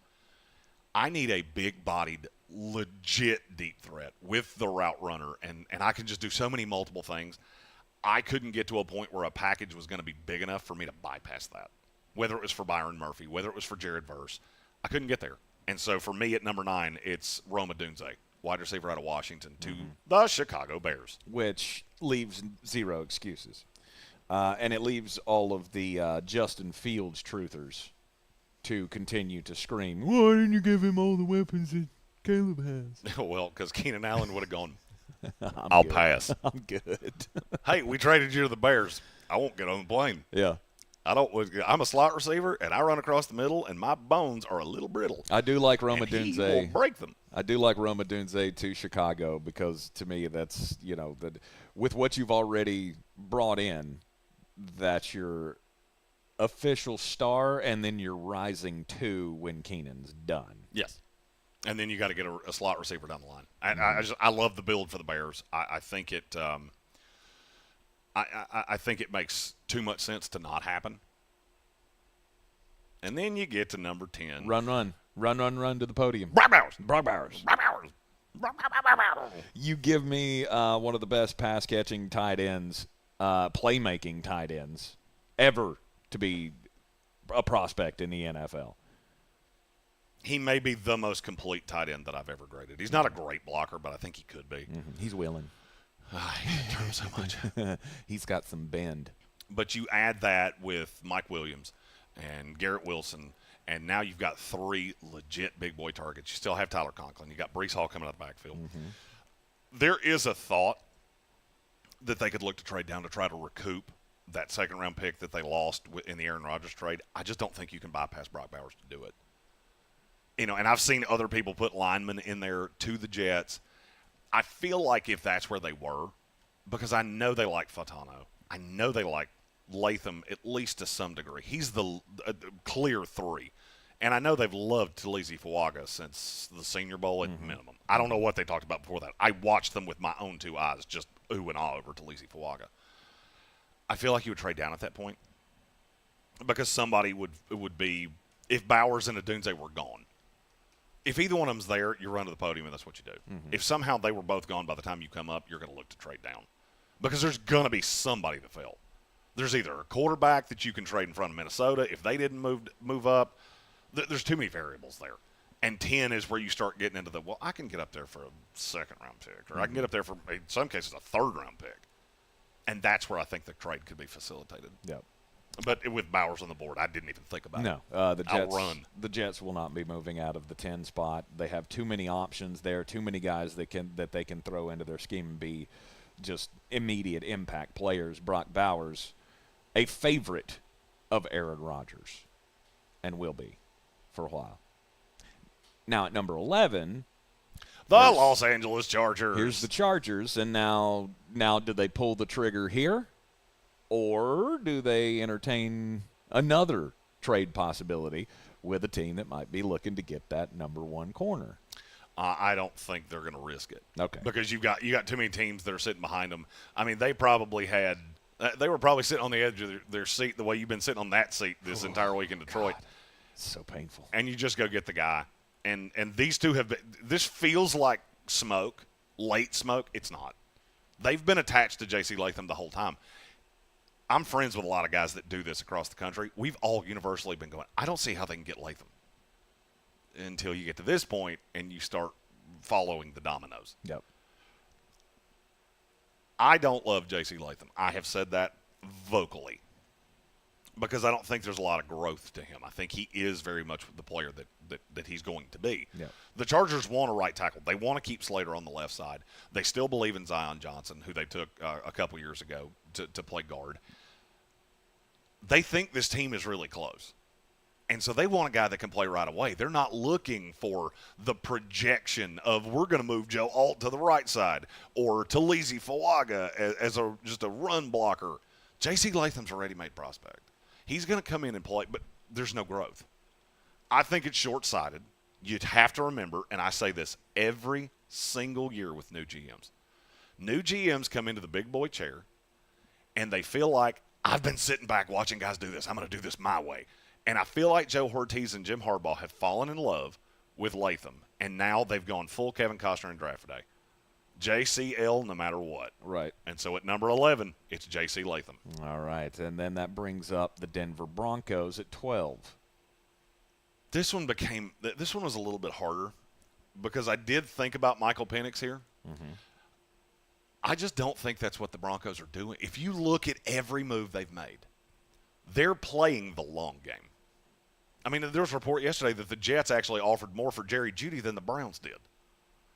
Out of spite, nope, It wasn't much more. It's not like they could have had a 3 and they settled on 5 and a 6. What is the spite there? There's bad blood between the Jets and the Broncos. Has been since Sean Payton started flapping his gums about, well, Nathaniel Hackett was the dumbest coach in the – since you. Then you said, hey, watch this. Let's ride. I mean, he wasn't wrong. He did say this thing's going to go down in flames, and it did. Mm-hmm. Sean Payton told no lies because it couldn't have gone any worse. Hey, mow your grass. Before you start trying to mow everybody else's, hey, maybe you should have an offense that doesn't look like it fell out of 1978. Yep. So Denver, sitting here at 12, what do you think they do? I looked at a lot of pieces. I looked at the edge rushers. I don't love the scheme fit there. If Dallas Turner was here, I think it would be instantaneous, put the card in. Mm-hmm. I don't necessarily see it with Verse. I don't necessarily see it with Latu.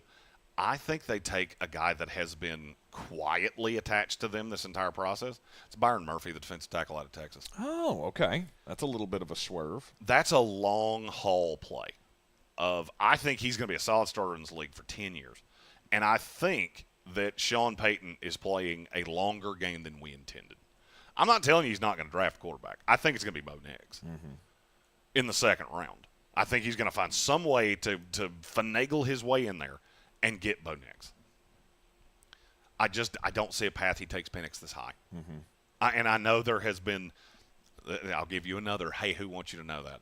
The Raiders talking about, we're going to take Michael Penix at 13. Who wants you to know that? The Raiders do. Who picks at 12? The Broncos. Yep. Because you could take Quinyon Mitchell because the second corner in Denver is poopy. Yep. That's my pick. Quinyon Mitchell? Yeah, if I was making this pick, this would be another one of those no-brainers. I'm going to it. I got Patrick Surtain and Quinyon Mitchell. They have not seemed interested in that over the process, wild. Which is, hey, this could be one of those. This could be one of those, hey, we saw him at the Senior Bowl. We didn't have to bring him in the building. It's good. We're just going to run up to the podium and take him. Yeah. I don't necessarily believe that, but it could be. So for me, it's Byron Murphy here at number 12. Yep. And then the 13th pick belongs to the Las Vegas Raiders. We'll give you that coming up after the break here, top of the hour. And then we'll continue with the final mock draft from at ESPN Draft Nerd Jeremy Greene here in the Sportsocracy live from the Detroit, Michigan 2024 NFL Draft Day. We'll be right back. Above and beyond. That's what defines. All right, you're clear. Are we running these two breaks together? Yes, we are. As your hometown dealer, all right, works hard for you to provide a one-of-a-kind buying experience through incredible service, honest communication, and trusted accountability. Stop by to experience the Parks Promise yourself, a promise to do better, to be better every day. We can't wait to meet you and help you find the right vehicle for you. Stop in and shop ParksFordHendersonville.com. That's ParksFordHendersonville.com. The roof is the most important part of the home, and this month ESPN Asheville and Balkan Roofing are giving one away free of charge. Through April, go to ESPNAVL.com and click on the Balkan Roofing's Roofing for a Reason. Follow the link to nominate a homeowner in need of a new roof and why they should be our winner. At the end of the month, one iHeart Asheville winner will be selected. Make your nominations again at ESPNAVL.com. Roofing for a Reason with Balkan Roofing. I like to be active, and as you get older, I know it because I am older. You're more prone to injury, and I could not get rid of the pain. QC Kinetics patient Diane Richardson talking about how a hiking injury left her in awful pain. No one wants to live in pain. I certainly don't want to live in pain. I don't have time for pain. Diane had heard about regenerative medicine, so she called QC Kinetics and started treatment right away. And the results were incredible. I couldn't believe it. I honestly was skeptical, but the pain went from a 10 to a 0. QC Kinetics is the nation's leader in using natural biologics, healing properties from your own body to restore and repair damaged joint tissue. There's no surgery, no drugs, and no downtime. The result was phenomenal. I mean, I was not feeling any pain. I'm able to do everything that I want to do. If you have pain from arthritis or injury, this may be the solution you're looking for. Call QC Kinetics now for a free consultation. It was a game changer. Call QC Kinetics, 828-333-9517. That's 828-333-9517. 828-333-9517. Did you know Ingles only sells USDA Choice and Prime cuts of meat? Maybe it's time to reward yourself. Our butchers cut all our meat fresh in the store every day. Grass-fed, organic, you name it. Not only that, we'll even cut it to order just the way you like it. And we grind meat fresh in the store multiple times. you mean to put a rejoiner in the log? In town for the best folks in town. Ingles, low prices, love the savings. If you're looking to buy, sell, or invest in real estate in the mountains, you need to call the agents at Clarissa Sells WNC, brokered by eXp Realty. Check us out online at clarissasellswnc.com. And did I mention that Clarissa Sells WNC loves teachers? We love teachers so much, we're giving back 25% of our commission at closing. Tank, do you want that rejoiner, the paramedics rejoiner after this ad? 46343 or clarissasellswnc@gmail.com. The Sportsocracy. Let's open up the whole can of kick-ass and kill them all. Let the paramedics sort them out. This is your Exergen Temporal Scanner weather forecast on ESPN Asheville. Looking pretty good now as we get into our Thursday afternoon. We're looking at sunshine, and there's mainly dry weather over the next 4 or 5 days. It doesn't look like the next chance of rain will get in here until sometime Tuesday. I mean, there's a small chance as we go through tomorrow, but really not much. Sunny, 75 today. Tonight, cloudy, 48. 65, cloudy. Tomorrow, maybe a little light rain. Saturday, cloudy, 70 degrees and breezy. Sunny Sunday, 78. From the Weather Channel, meteorologist Ray Stajic. This report is sponsored by eBay Motors. eBay Motors is here for the ride with the parts you need at the prices you want. And with eBay Guaranteed Fit, they're guaranteed to fit your ride the first time, every time, or your money back. Keep your ride or die alive at ebaymotors.com. Eligible items only. Exclusions apply. I'm still going for it, even with higher stroke risk from atrial fibrillation, and a regular heartbeat not caused by a heart valve problem. Over a 3-year study, Eliquis apixaban tablets reduce stroke risk better than... We're back in a minute. Of Eliquis patients did not experience a stroke. A first stroke occurred in 2.9% of warfarin patients versus 2.3% of Eliquis patients. Don't stop taking prescription Eliquis without asking your doctor. It may increase your stroke risk. Eliquis can cause serious and in rare cases fatal bleeding. Don't take Eliquis if you have an artificial heart valve, abnormal bleeding, or antiphospholipid syndrome. While taking, you may bruise more easily or take longer for bleeding to stop. A spinal injection while on Eliquis increases risk of blood clots, which may cause paralysis, the inability to move. Get medical help right away for unexpected bleeding, unusual bruising, or tingling, numbness, or muscle weakness. Medications such as aspirin products, NSAIDs, SSRIs, SNRIs, and blood thinners may increase bleeding risk. Tell your doctor about all planned medical or dental procedures. Learn more at Eliquis.com or call 1-855-ELIQUIS. From the Ingles studios, this is ESPN Asheville, WPEK, W225CJ Fairview, WMXF Waynesville, and iHeart radio station. Now, your chance to win $1,000. Just enter this nationwide keyword on our website. WIN. That's WIN. Enter it now. Log on now to ESPNAVL.com. The Sportsocracy. It fires me up, man. All right, we're about to go live.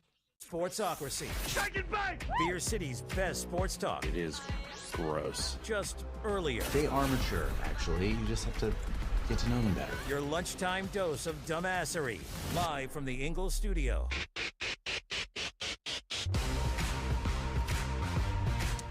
It is the Sportsocracy live from downtown Detroit, Michigan. The scene of the 2024 NFL Draft. It is Draftmas Day, and we are giving you the final submission into the national media contest for Flosterdamus Jeremy Greene. The final mock draft, the one that's going to win him all the glory in the media contest. At least we hope so. Well, I mean, you've already planted the flag. Look, you've called your shot. Like I have called my shot. You said you're winning this. I'm winning it. I'm winning it. I'm winning it. Anything all the less, fame, all the glory. It's just like you say with every NFL team. Unless you're going to win the Super Bowl, you might as well suck at it. So yeah, I mean, I'm either going to finish first or last. Exactly. I'm going full Ricky In Bobby. fact, if you ain't first, you're last. But we do have a slew of these from the YouTube chat that we need to catch up on. Oh. All right, super chats and the YouTube comments. That is our new. That is forever and for always the button. That shall be Matthew used. Hoffman is the first one. Yeah, he's shouting out all the people watching. We appreciate you greatly. We were talking about this last night on the YouTube stream, so we wanted to talk about this on the radio. We want to thank all of you, but just to make sure we don't run out of time, we want to do it at the top of the hour here. Without all of you, we could not have made it here. Without Ingles Markets, we couldn't have made it here. And from the depths of our hearts, we thank you so much. This is a dream come true for both of us. Tank and I have been like two little kids in a candy store all week long. Him actually in a candy store at one point. I was. And we, from the bottom of our heart, we thank you all so much for being with us from the depths of the basement dungeon in my house all the way to the NFL draft. It's crazy. Yep. Curtis Davis, he also had a super chat that said, don't do it, talking about J.C. Latham. I would love for this not to be the case because I love so many of our Charger fan listeners. I am afraid I don't see a way around it. You're either going to do it at 5 or you're going to do it in the trade down. Yeah. So it's better my way than or it's the biggest smokescreen that's ever been because everybody's convinced of it now. I'm going to be honest with you. If it's a smokescreen, and I'll say this honestly, if this is a smokescreen, Joe Ortiz is the biggest genius and possibly greatest crook in the history of the NFL. He has duped people that I have never seen get duped. Right. Not like this. Right. Seems to be. And he has run the greatest long play of all time because this has been attached to them since the combine. We just couldn't figure it out. All right, hit your button again for Bo.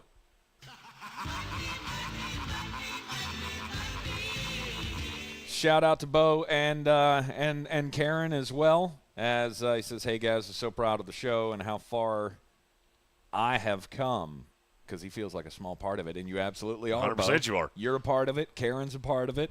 Hell, I'll be honest with you, we would have packed you all up in the suitcase with us if we could, but that'd have been awesome. They only gave us 2 credentials. Hey, we already have some HOR members talking about making the trip up to Green Bay next year. Hey, you know what? Let's just take that place over. I mean, That'd be fun. Dude, that's Midwest. They're so nice that they wouldn't tell us no. Look, it's bucket list. We just show up with 200 people. Like, we're here to hang out. Right. Lambeau Field's a bucket place to be. A bucket list place to be. Hey, let me get you a cheesehead, eh? Do they? I don't know. Do they do the A thing in Wisconsin, too? It feels like it's a mixture of Sarah Palin and I can see Alaska from my house. Let's continue with the final mock draft from Flostradamus, Jeremy Greene. Number 13 selection, the Las Vegas Raiders.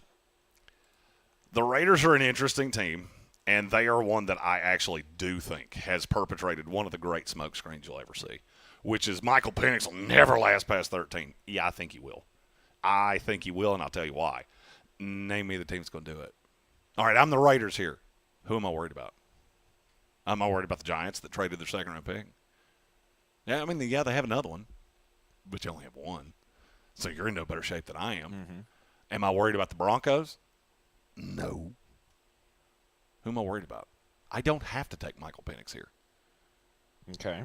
So I can take the number one player, to me, the guy that I've had attached to them forever, and I may have a little magic worked up with the Raiders later on here in the mock draft. But here at number 13, I will happily take my number one corner on the board, and it ain't particularly all that close, Quinyon Mitchell out of Toledo. Okay, so no quarterback there, a cornerback, number one corner off the board at number 13 to the Raiders. I will tell you, that might not be the last time we hear from the Las Vegas Raiders in this here mock draft. Number 14 puts the New Orleans Saints on the clock, and all the tackles are here. They are, and now this is where the rubber meets the road of, hey, you know, we talked about you wanted a tackle. Now we're going to talk about which tackle you want. Which one of those do you want? Do you want Troy Fautano? Fautano. Saying the same thing. Do you want him? Do you want Talise Fuaga? Do you want Olafashanu? As I was going through the sculpting of this, I basically crowdsourced this. Of if this happens this way, what do you think will happen? And Notorious B.I.G., who is one of our resident Saints fans, he's in the chat chanting, Fuaga, Fuaga. And that's exactly where I'm going because I think that's how that would go.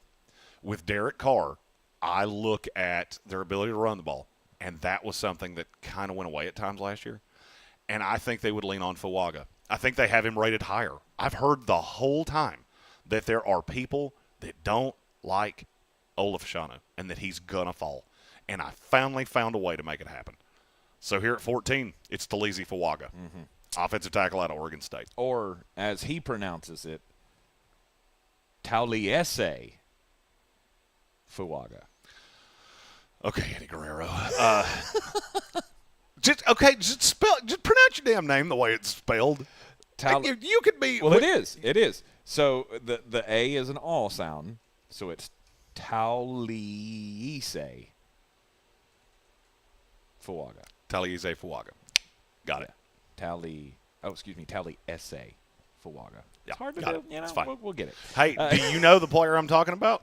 Then Yep. that's all that matters. We all do. Just trying to be PC here, just a little bit. At number 15, this would be. It probably wouldn't take long, and I can tell you he's higher on a lot of boards than he is on mine.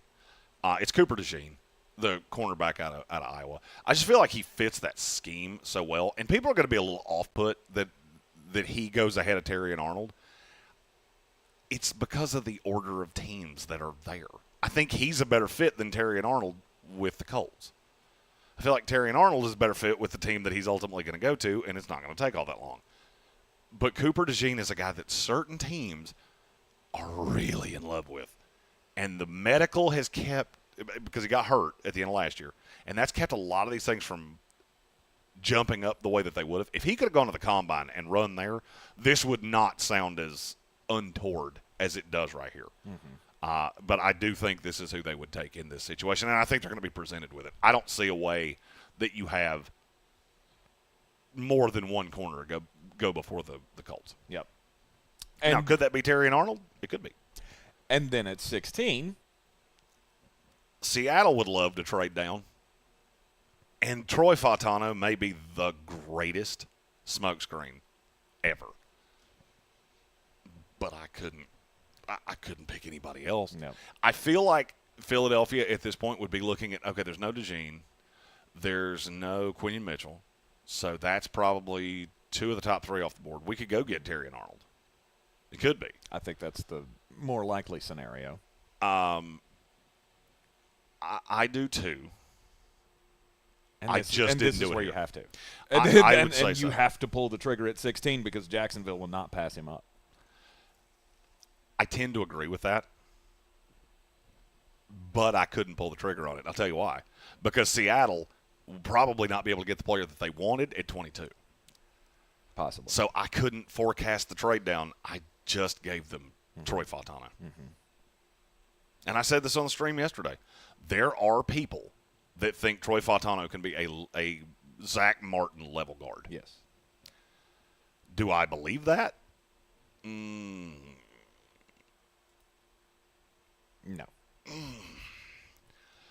I see how you got there. Let's put it that way. I do understand how you could get to that point.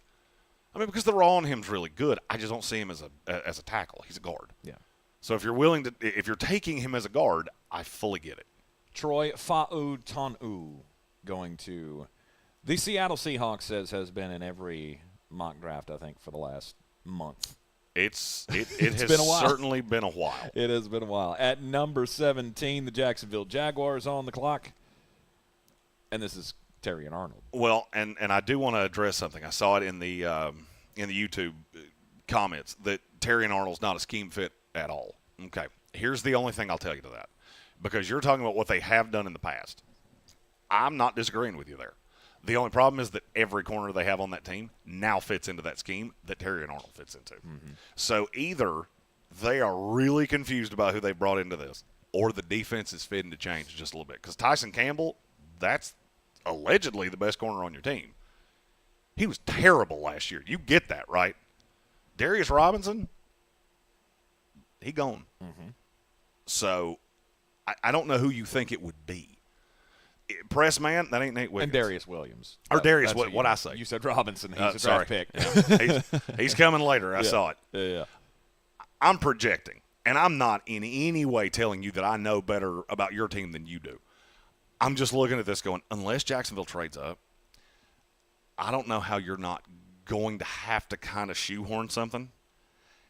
And I understand what you're saying about Terry and Arnold. I just look around the rest of the team and go, well, none of the rest of them fit either. So maybe there is something coming that would make this make sense. You could totally be right. They could look at Terry and Arnold and go, it's – and they did hire a new defensive coordinator. I get it. I get what you're saying. Nielsen's the one that came from Atlanta, right? The defensive coordinator. I don't he came from. I'm 99% sure he came from Atlanta. Remember. I'm projecting because it could be that they take Nate Wiggins. I don't like that fit any better. I really don't. So that's one that I could be wrong on. Yep. Nick in the YouTube comments says Nielsen just got hired and he runs press man. I know. So I'm aware. Yeah. Ronald Darby was the guy you signed to play on the outside. He couldn't play press man against me at this point. Mm-hmm. So that's where the projection came from. I'm not telling you you're wrong in any way. That's just where my brain was. I'm more explaining it than trying to say it's either one of us is right or wrong. Trying to argue it, yeah. There's such a difference for me between Terry and Arnold and every other corner. I can't. I don't see how anybody do it. Mm-hmm. The number 18 pick. And I'll go this far. Okay. I'd take Cooper DeJean over Nate Wiggins, too. And he's a full zone guy. The number 18 pick, Cincinnati Bengals. How did this happen? Well, the Trey Hendrickson thing. As soon as he came out and said, I want to trade, and do I think they're going to honor that? Not really. I don't know that. Yeah. They could.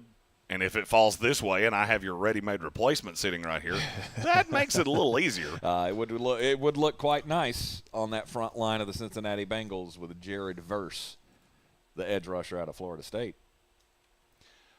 I don't see how they bypass him. I really don't. I don't see how they bypass him. Because he gets to this point. So now I've got Miles Murphy, who I drafted last year.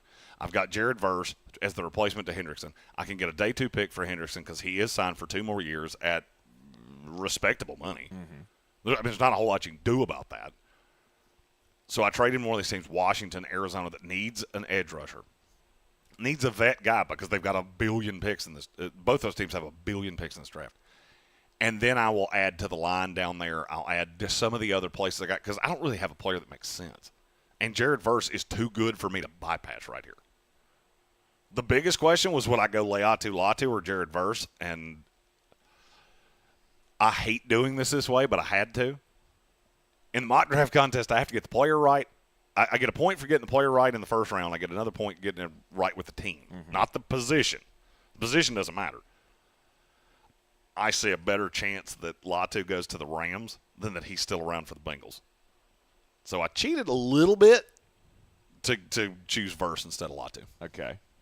Sorry, that was a kind of cyclical way to explain that, but it was the best I had. Yep. So then Latu goes at 19 to the LA Rams. Yes. And those two have been attached to each other for a good part of the process. I don't totally see the fit, but I also don't totally see what the Rams are getting ready to do on defense because the Aaron Donald thing throws everything cattywampus. They could go a lot of different directions, and none of it would overly surprise me. Mm-hmm. But look, Verse and Latu are the 2 best pass rushers in this class, to me, in terms of just sheer talent. I don't know that either one has the super high upside that Dallas Turner does. Neither one of them has a floor that is nearly as terrifying as Dallas Turner. But I don't see a path that they don't go in this order. The medical on Latu is going to scare some teams off. There's no medical concerns on Verse. Mm-hmm. There's no medical concerns on Dallas Turner. And so I think it's going to go Turner versus Latu. Yep.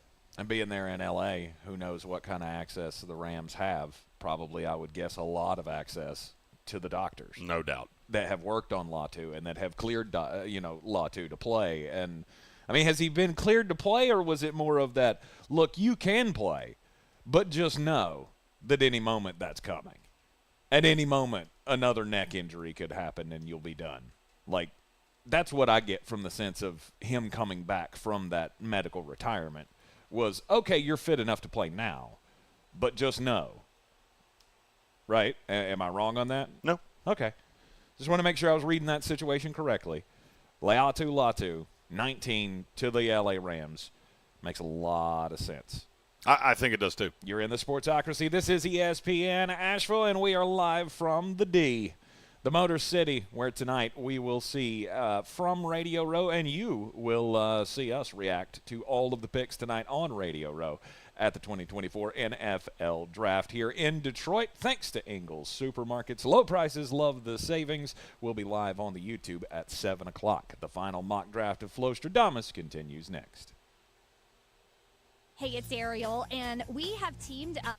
All right, you're clear. Thank you. Alt 101.1 to help a local family in need. We want to give someone who needs a brand new roof on their house. That's right, a brand new roof for free from our friends at Balkan Roofing. Simply log on to altavl.com and tell us about the homeowner in need and why they deserve a new free roof from Balkan Roofing. It's roofing for a reason with Balkan Roofing and Alt 101.1. I'm still going for it, even with higher stroke risk from atrial fibrillation, an irregular heartbeat not caused by a heart valve problem. Over a 3-year study, Eliquis apixaban tablets reduce stroke risk better than warfarin, and over 97% of Eliquis patients did not experience a stroke. A first stroke occurred in 2.9% of warfarin patients versus 2.3% of Eliquis patients. Don't stop taking prescription Eliquis without asking your doctor. It may increase your stroke risk. Eliquis can cause serious and in rare cases fatal bleeding. Don't take Eliquis if you have an artificial heart valve, abnormal bleeding, or antiphospholipid syndrome. While taking, you may bruise more easily or take longer for bleeding to stop. A spinal injection while on Eliquis increases risk of blood clots, which may cause paralysis, the inability to move. Get medical help right away for unexpected bleeding, unusual bruising, or tingling, numbness, or muscle weakness. Medications such as aspirin products, NSAIDs, SSRIs, SNRIs, and blood thinners may increase bleeding risk. Tell your doctor about all planned medical or dental procedures. Learn more at Eliquis.com or call 1-855-ELIQUIS. Showtime Sports and Mountain Graphics have teamed up under new ownership by an Asheville native to better serve our community with the finest custom apparel and unique branded items at the best price. Showtime Sports and Mountain Graphics can customize whatever you, your team, business, or local group may need through high-quality screen printing, embroidery, and laser engraving right here in Asheville. Free personal delivery within Buncombe County and a reduced delivery fee anywhere in Western North Carolina. Visit ShowtimeSportsAVL.com and MountainGraphicsAVL.com. Your one-stop custom apparel shops. If cleanliness is next to godliness, look around the car right now. Is that very godly? Look, life comes at you fast, but so does WBNC Auto Detailing. They have the tools to make your interior look like it's coming off the showroom floor. You don't believe me? Check them out on Instagram. All that filth and years of stains disappear. WBNC Auto Detailing does full interior and exterior details with paint correction, and they do wax and ceramic coatings. Call WBNC Auto Detailing at 455-3700. Premium care with a Southern hospitality touch. At Ingles, we're proud to work with hundreds of local farms and businesses in the communities we call home. Not only does it ensure that you get top quality, fresh items for your family table, it's a way for us to support the amazing individuals who pour their heart and soul into delivering the very best they can do. Quality, freshness, community, it's all in the bag. Ingles, low prices, love the savings. If you're looking to buy, sell, or invest in real estate in the mountains, you need to call the agents at Clarissa Sells WNC, brokered by eXp Realty. Check us out online at clarissasellswnc.com. And did I mention that Clarissa Sells WNC loves teachers? We love teachers so much, we're giving back 25% of our commission at closing. For more information, contact us today at 828-774-6343 or clarissasellswnc@gmail.com.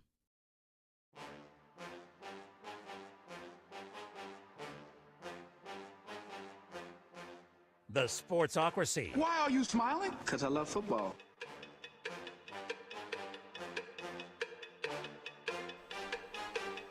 Live from downtown Detroit, the Sportsocracy is on location. Thanks to Ingles Supermarkets. Ready for the 2024 NFL Draft tonight. Flostradamus letting us in on his submission to the National Mock Draft Contest involving some of the biggest names in the industry. I'm going to win it. I'm going to win it. Call him a shot. I'm going to do it. I'm going to do it. We're down to the 20th pick in the first round. Leatu Latu just came off the board to the Los Angeles Rams. And now the Pittsburgh Steelers are on the clock, and they have a pretty good choice of offensive linemen if that's where they choose to go. Well, you have Olaf Shano, You have Amarius Mims. And then you have the one that I think they would ultimately take. You've also got Tyler Guyton, but I didn't feel like that needed to be said right there.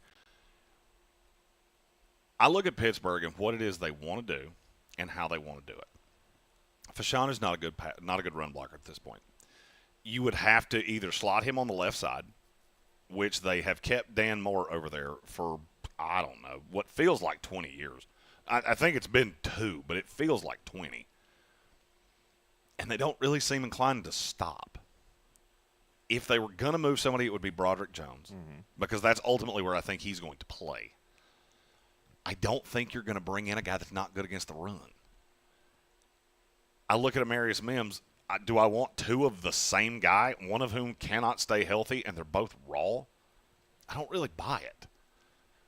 I've had these 2 linked together for what feels like for absolute ever. It's Graham Barton out of Duke. I think they see him as the hard-nosed pull guard in the running game that they haven't had. Look, I don't think you can look at Justin Fields and Russell Wilson, whichever one you're planning on going with. I don't think you can look at that and go, we're going to throw it all over the yard. You better be able to run the ball. And with where this team is, I just feel like Barton, I don't know exactly where they would slot him in. I know they have loved him the whole process. He has been the player that I have been universally told, the media, the industry, none of you are as high on him as you should be. And I look at those 2 and go, this makes all the sense in the world. He can be a phenomenal pull guard. And if you think back in history, has Pittsburgh ever used pull guards really well? Oh, wait, there was Alan Faneca. Alan Faneca he was pretty good at that. He's pretty good at that. David DeCastro, he was good at pulling. Graham Barton makes a lot of sense at number 20. I would agree. He makes sense to your Bucks, too. I just don't see any way he's going to fall there. Yeah, I don't think we're getting him. That's a trade-up scenario, and we're just not doing that. There's been zero buzz about a possibility of moving up that I have heard, credibly anyway, about my team, the Tampa Bay Buccaneers, picking at 26. At 21, the Miami Dolphins. Well, at some point, the slide on this guy has to stop, and this feels like the right place. Because it takes a very specific kind of what Mike McDaniels does takes a specific kind of lineman. We've had Tyler Guyton here. We've had Amarius Mims here.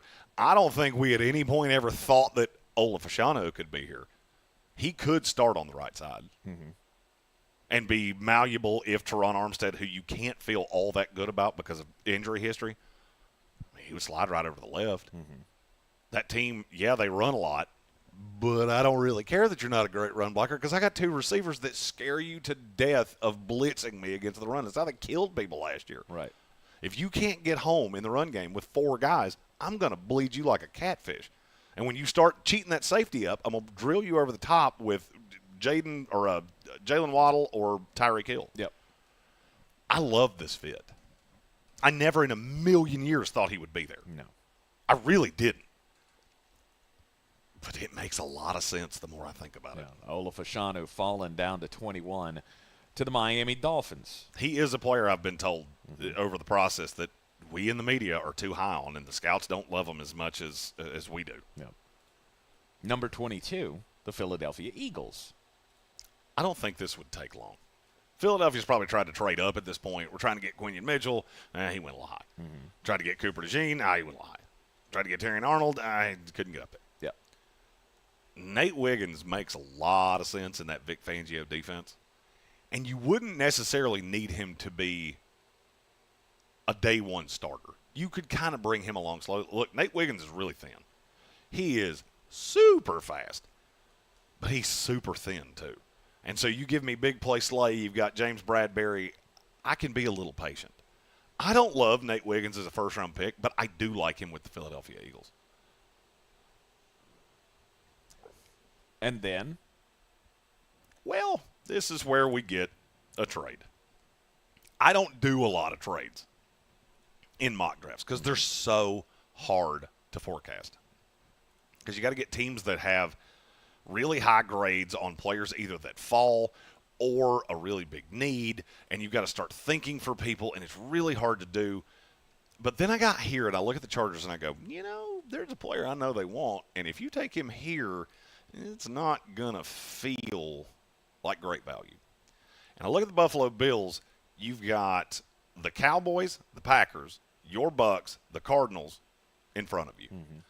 All of those teams could trade out. There is not one team in that group that I would be surprised if they traded out.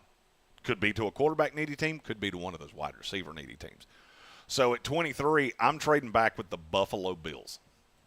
Okay. Buffalo's watched the fall. They've seen there is a receiver that, I need a receiver, and he shouldn't still be here. The compensation on it, I want to say they got 2 4s. I think that was how that went. They got 2 4, or maybe they moved up from 2. I don't remember exactly how I did it. I'm loading it in as we speak, and the numbers aren't adding up. But however they did it, you get Buffalo that trades up to 23, and they get Brian Thomas Jr., the wide receiver out of LSU. The Bills traded down from the end of the second round into the top of the third, and then the Chargers got a 4th. That was how the compensation worked. Gotcha. All right, so the Bills move up from 28 to 23. You would think I wrote that down, but I only have to put in the first round. So, and they take Brian Thomas? There is some little bit of rumor that there are some injury issues on him. That feels so smoky. Like I'm saying this to get him to fall into the range that I want him in. Right. And the only team that makes immaculate sense there, I thought about him with Jacksonville, and had it not been for that report, which scared me, I probably would have taken him there instead of Terrion Arnold. That report makes me think he may fall. Because every year we have a guy that a late report comes out on, and then the next thing you know, they fall like a rock. And that one, that feels like how that's going to go. No. Because not everybody has been deadlocked in on him in the whole process. Some people loved him. Some people liked him. Buffalo, everything I've heard is they're going to double up at receiver. First 2 picks will be receivers. If I can go get one, if I can't go get Rome Odunze, I can go get the clear 4 in Brian Thomas, and it costs me way less. And I don't think Buffalo has the capital to make that big home run swing move. Okay. And then at number 24, the Dallas Cowboys go where? Tyler Guyton, offensive tackle out of Oklahoma. Okay. That one was vocal at the Senior Bowl. I had to go back to my notes because Dallas has been hard for me. Dallas loves to take swings. Last year they took Mozzie Smith. That didn't particularly work out. I think it will in time. But I look at where that team sits.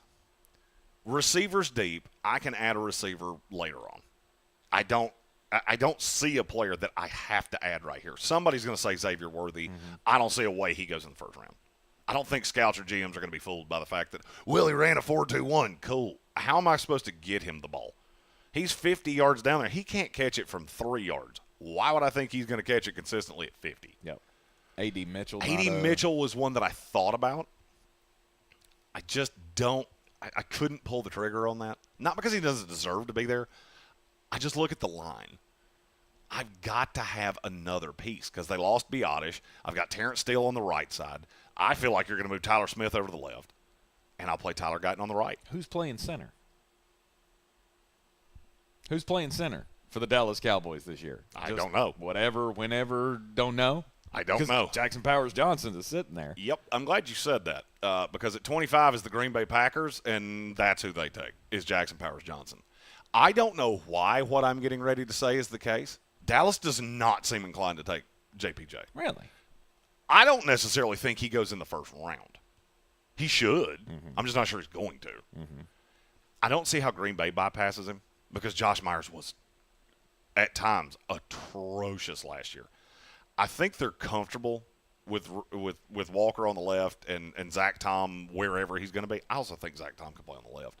I think Zach Tom can do practically anything. But I saw those 2 players in terms of offensive linemen. There's only one more that I feel really good about, and he's not quite worth the pick here. And I feel like that's the 2 picks. I'm just not sure which order they go in. It could be JPJ to the Cowboys. I've heard no smoke of that, no matter how much it makes sense.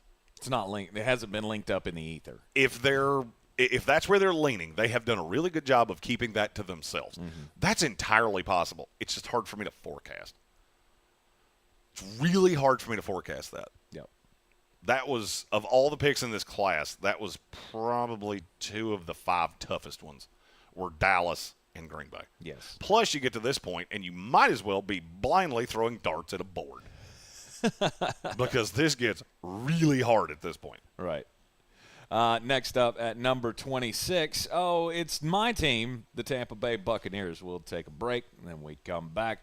It'll be the push to the end here for the final mock draft of Flostradamus, Jeremy Greene, Mr. at ESPN Draft Nerd. We got to come back with the Sarah McLachlan music. It's the last mock draft. I don't get to do this again for like 3 days. Yeah, I'll do the one for next year at some point next week.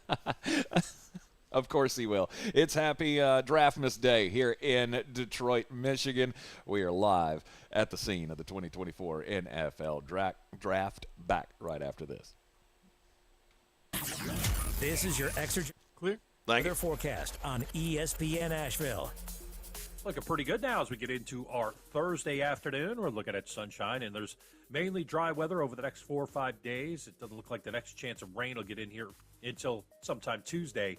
I mean, there's a small chance as we go through tomorrow, really not much. Sunny 75 today, tonight cloudy 48. 65 cloudy tomorrow, maybe a little light rain. Saturday cloudy 70 degrees and breezy. Sunny Sunday 78. From the Weather Channel, meteorologist Ray Stajic. This report is sponsored by Bojangles. It's always bow time. Bank of America has powerful digital solutions for local and global businesses, so you can make every move matter. Visit bankofamerica.com/banking for business to learn more. Bank of America N.A. Copyright 2024. Above and beyond. That's what defines our commitment to our customers at Parks Ford Hendersonville. As your hometown dealer, Parks Ford works hard for you to provide a one-of-a-kind buying experience through incredible service, honest communication, and trusted accountability. Stop by to experience the Parks Promise yourself, a promise to do better, to be better every day. We can't wait to meet you and help you find the right vehicle for you. Stop in and shop parksfordhendersonville.com. That's parksfordhendersonville.com. In this week's Marketers Report, we hear about the importance of local radio from Allison Griffin, head of marketing at State Farm. iHeart has such a broad broadcast reach that is local, and for us to be able to touch customers with a local feel but at a national scale is so efficient and important for us. As the #1 audio company, iHeartMedia gives marketers access to the audiences, trusted influencers, and data you need to grow. If you're a marketer, go to iHeartResults.com. People are talking about Summit Dental in Asheville. Just check out their Google reviews. One patient writes, "I'll start by saying I really hate going to the dentist. My anxiety is always through the roof and I'm always so nervous. However, Summit Dental may be the first place that my anxiety is actually not going through the roof. The staff that works at Summit are an incredible team. They're kind, knowledgeable, and funny. I left feeling confident that we have a plan to help restore my teeth and get me on track to a better smile." Find out more about Summit Dental at AshevilleSummitDental.com or call 828-277-6868. If you're looking to buy, sell, or invest in real estate in the mountains, you need to call the agents at Clarissa Sells WNC, brokered by eXp Realty. Check us out online at ClarissaSellsWNC.com. Download our free app on Google Play or the App Store. Type in Asheville Home Search. You'll be able to connect with our team and see all the available homes for sale in our area. For more information, contact us today at 828-774-6343 or ClarissaSellsWNC@gmail.com. We're back counting down to kickoff. Let's look at today's 3 keys to premium pre-gaming with Beast Unleashed, presented by Monster Brewing. Number 1, beat the heat. Unleash the beast with bold, familiar flavors, 0 caffeine and 0 Hey, bud. sugar. Number 2, running the option. What's up? This will be the last break. We'll push to 54 and then combine the last 2 breaks. And number like we 3 did at yesterday. 6% ABV. All right, cool. Always drink responsibly, and you must be 21 or over. Beast Unleashed. Available at your local retailer.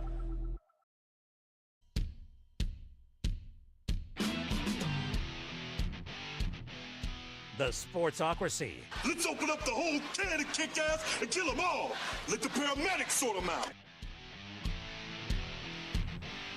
We are back in the Sportsocracy on ESPN Asheville.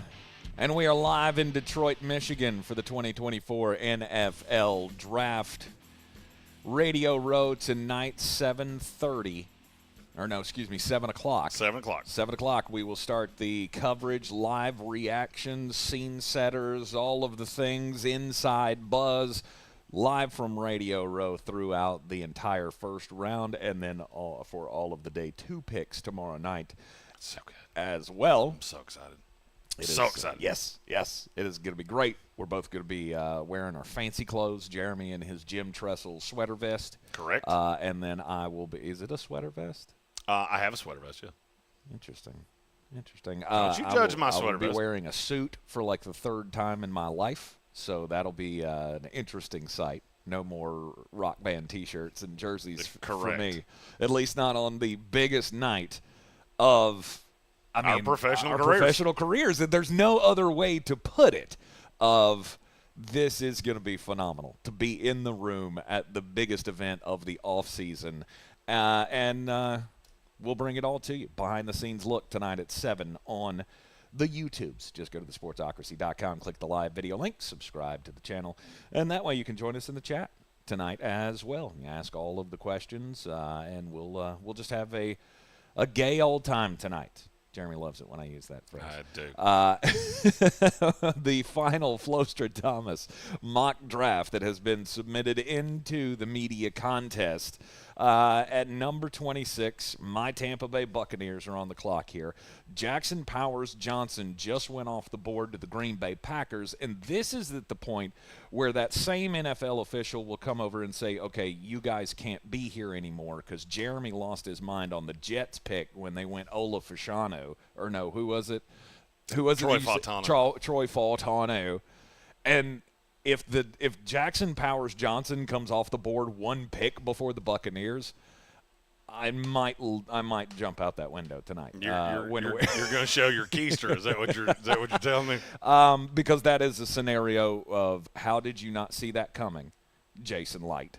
And how did you not make a deal with the Dallas Cowboys to get up there? Well, when it will be much funnier is if you reach to take Zach Frazier at 26, because then that'll be like 2 gifts.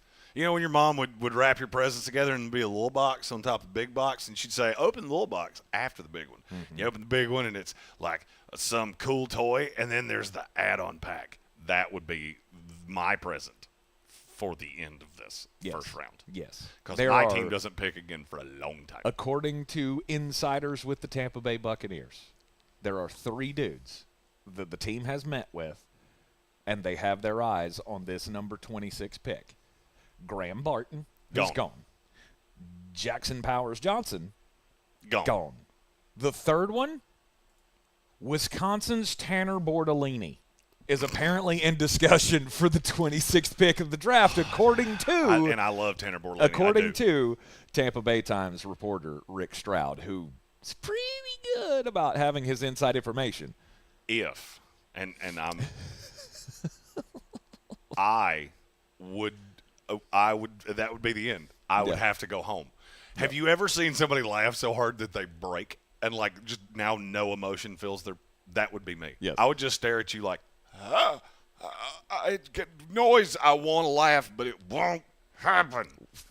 When it comes down to my team, there are only 2 positions that are going to be drafted at this spot. Mm-hmm. It's going to be an offensive lineman. It'll be an interior offensive lineman, a guard, or hopefully a center to replace Ryan Jensen.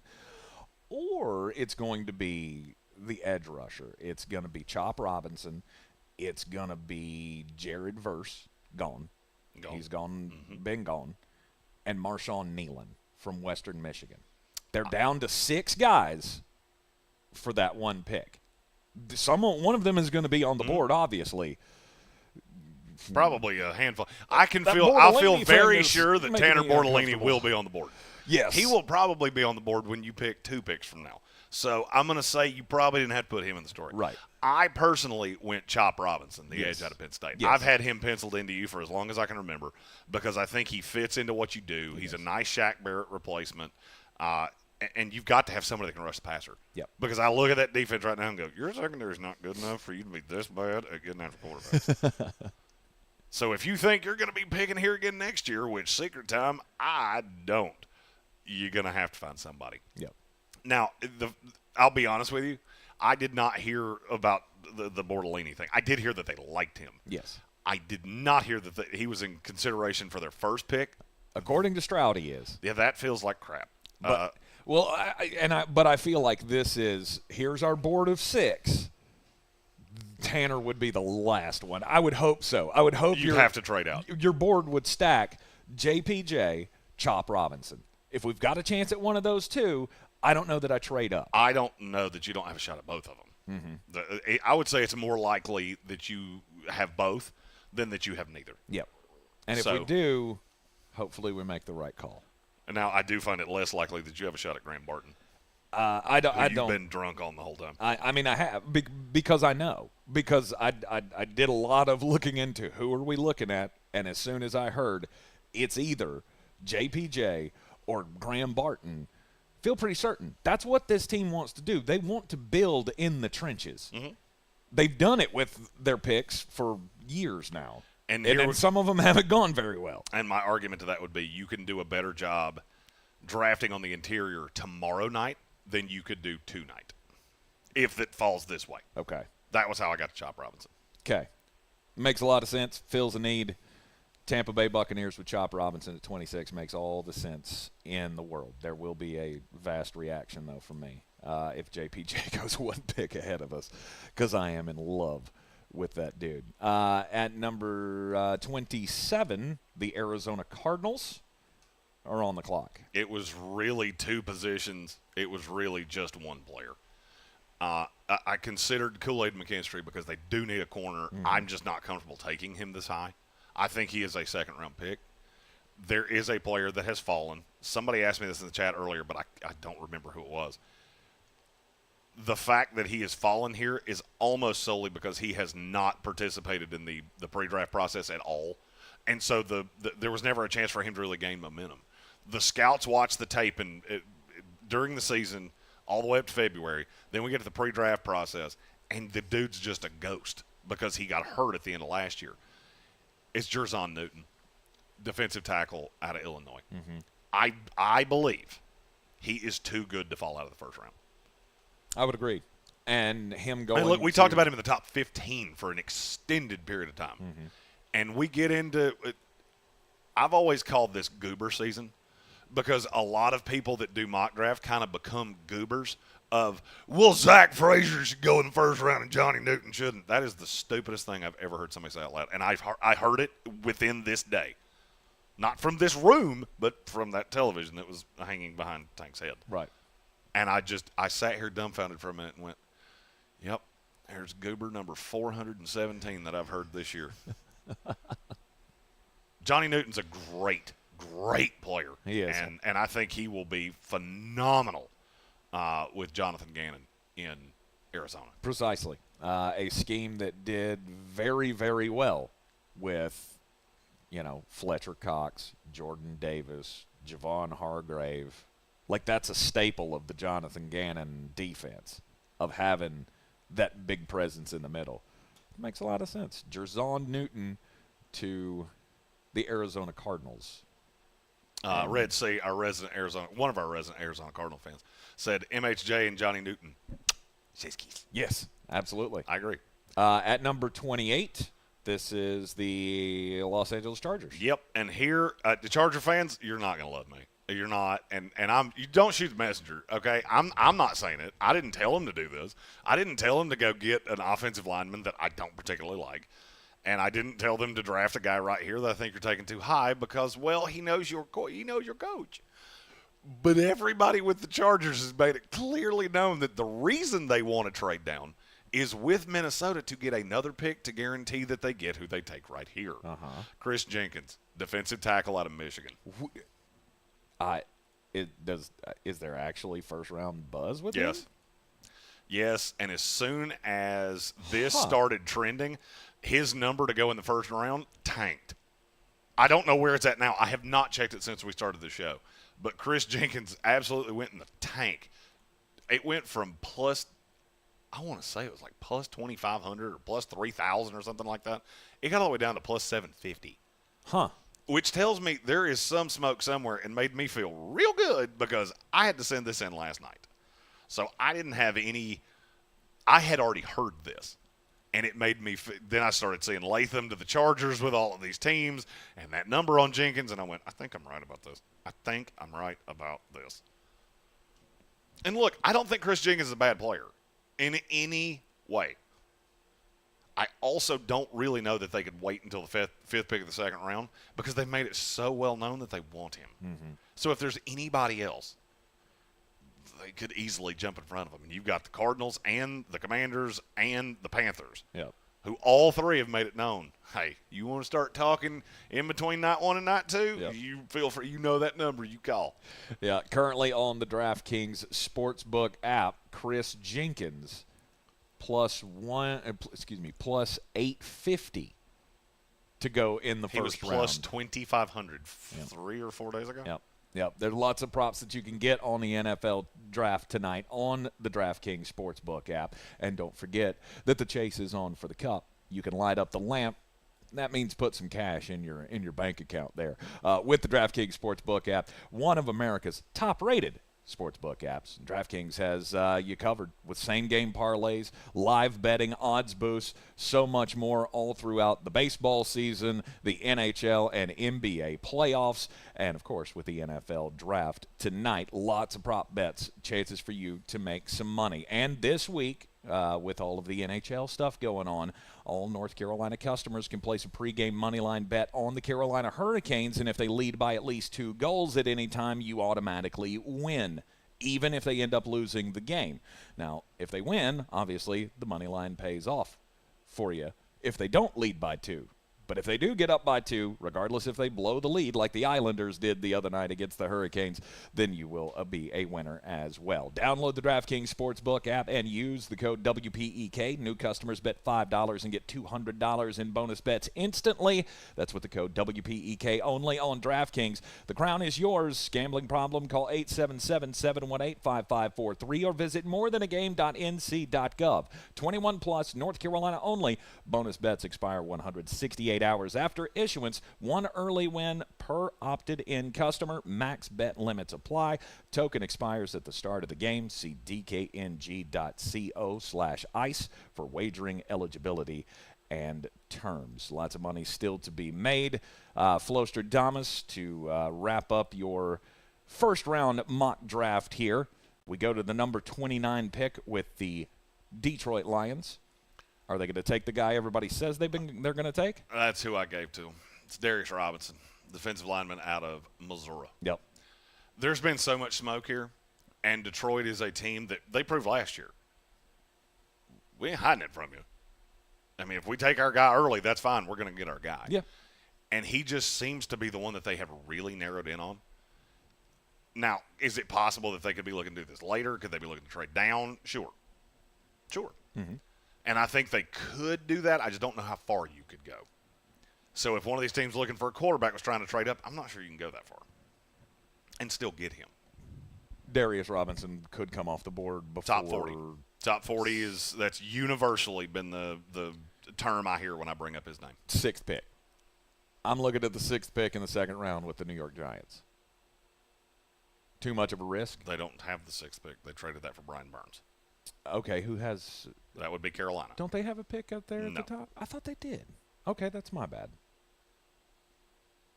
The 6th pick, by the way, is the Tennessee Titans. 7 is the Carolina Panthers. They have 39 and 33. Okay. So where's the spot that they could trade down to? I don't think there is one. That's why I didn't do it. Oh, there's just not one. Yeah, that's why I didn't do it. The Raiders would be the team I'd be looking at. I don't think you can go that far and still get Darius Robinson. Gotcha. See, that's what I was looking for. What's that basement that I'm thinking? Number 30, the Baltimore Ravens. This is going to be one of those. I struggled so hard with Baltimore because I felt like Baltimore does this every year where a player falls in their lap and you just go, wow, isn't that awesome? Isn't that great that somehow this dude falls right in your lap? But I couldn't find one of those. Then as I started doing this, I went, oh, There he is. There he is. It's Amarius Mims, the offensive tackle out of Georgia. Does he have injury concerns? Yes. No doubt. No doubt he does. Do I think Baltimore's going to care at this point? I mean, Amarius Mims at one point was in the teens. He falls right in your lap here. You add to the offensive line, and you could have the Ronnie Stanley replacement a year or two down the line, and you're right tackle for now. Once I saw it, I couldn't unsee it. Yeah, I hate that as a Baltimore sympathizer, because I've been through this injury thing at tackle with Ronnie Stanley. I don't think I want to bring a guy into my building that I'm afraid might have injury issues, since I am the team that has been most stricken with that. There you go. In the last few years. But the talent's too high for him to get out of the He does first have round. a lot of talent, because when he is available, he is one of the best in the game, or at least was in college. Yes. And could be at the next level. No doubt. Okay, and then at number 31. And here's where we get our trade, because I'm looking at all the players that I forecast potentially for the San Francisco 49ers, and how many of them do you think are still on the board? Not nary a one of them. None of them. And so I feel like this is the team that would call the Raiders and just go, you know what? We know there's a guy that you like. It's Michael Penix, and you come get him. It would cost their second-round pick, their third-round pick, and they would get back fourth-rounder. Roger that. And that's fine. Okay. For me, that's fine. I'm going to go up and get the guy. There's a lot of smoke about them going up to get Jaden Daniels. I don't think they have the ammo to do it. Yep. And then I know Antonio Pierce wants to. I'm not debating that in any way. I don't think you have the bullets in the gun. And then the Carolina Panthers, the Kansas City Chiefs have the final pick of the first round at number 32, and they're going to go get their wide receiver, right? I don't think so. Maybe not. I think they wait on wide receiver. They take the left tackle. There's one that they have been attached to for quite some time.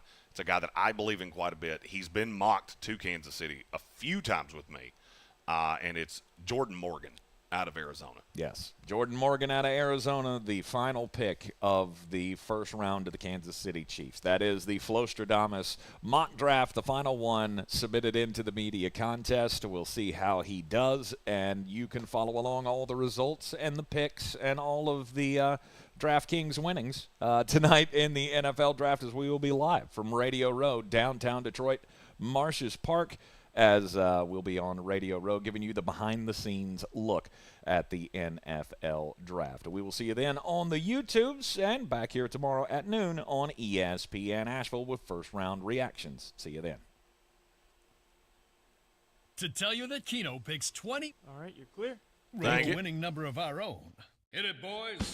You pick up to 10. Keno picks 20.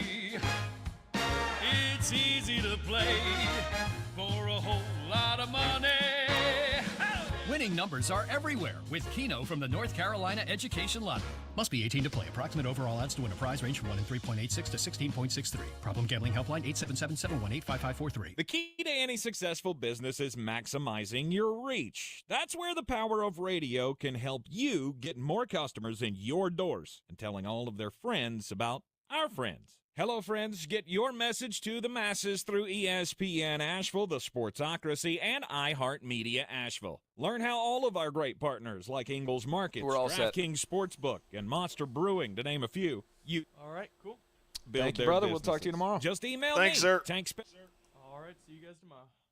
The future of medicine is here at QC Kinetics. QC is the nation's leader in the most exciting revolution in pain management we've seen in decades. Regenerative medicine. If you are tired of achy joints, if your joint pain is keeping you from doing what you love, you need to call QC Kinetics now. Surgery, steroids, drugs, these are no longer your best options. Regenerative medicine at QC Kinetics is transforming lives with innovative treatments that deliver lasting results. We're talking natural biologics using your body's own power to repair and restore damaged tissue. QC Kinetics is under the leadership of National Medical Director Dr. Mitchell Scheinkup. Dr. Shinecup is a pioneer in this field with 20 years of clinical work, tons of research, teaching, and publishing. He wants to get you relief with a needle, not a knife. Call QC Kinetics now to learn more about some exciting options. This is a revolutionary approach that can get you long-term relief with no downtime. Call QC Kinetics now for a free consultation. Phone 828-333-9517 in Asheville and in Greenville. Showtime Sports and Mountain Graphics have teamed up under new ownership by an Asheville native to better serve our community with the finest custom apparel and unique branded items at the best price. Showtime Sports and Mountain Graphics can customize whatever you, your team, business, or local group may need through high-quality screen printing, embroidery, and laser engraving right here in Asheville. Free personal delivery within Buncombe County and a reduced delivery fee anywhere in Western North Carolina. Visit ShowtimeSportsAVL.com and MountainGraphicsAVL.com, your one-stop custom apparel shops. Did you know Ingles only sells USDA choice and prime cuts of meat? Maybe it's time to reward yourself. Our butchers cut all our meat fresh in the store every day. Grass-fed, organic, you name it. Not only that, we'll even cut it to order just the way you like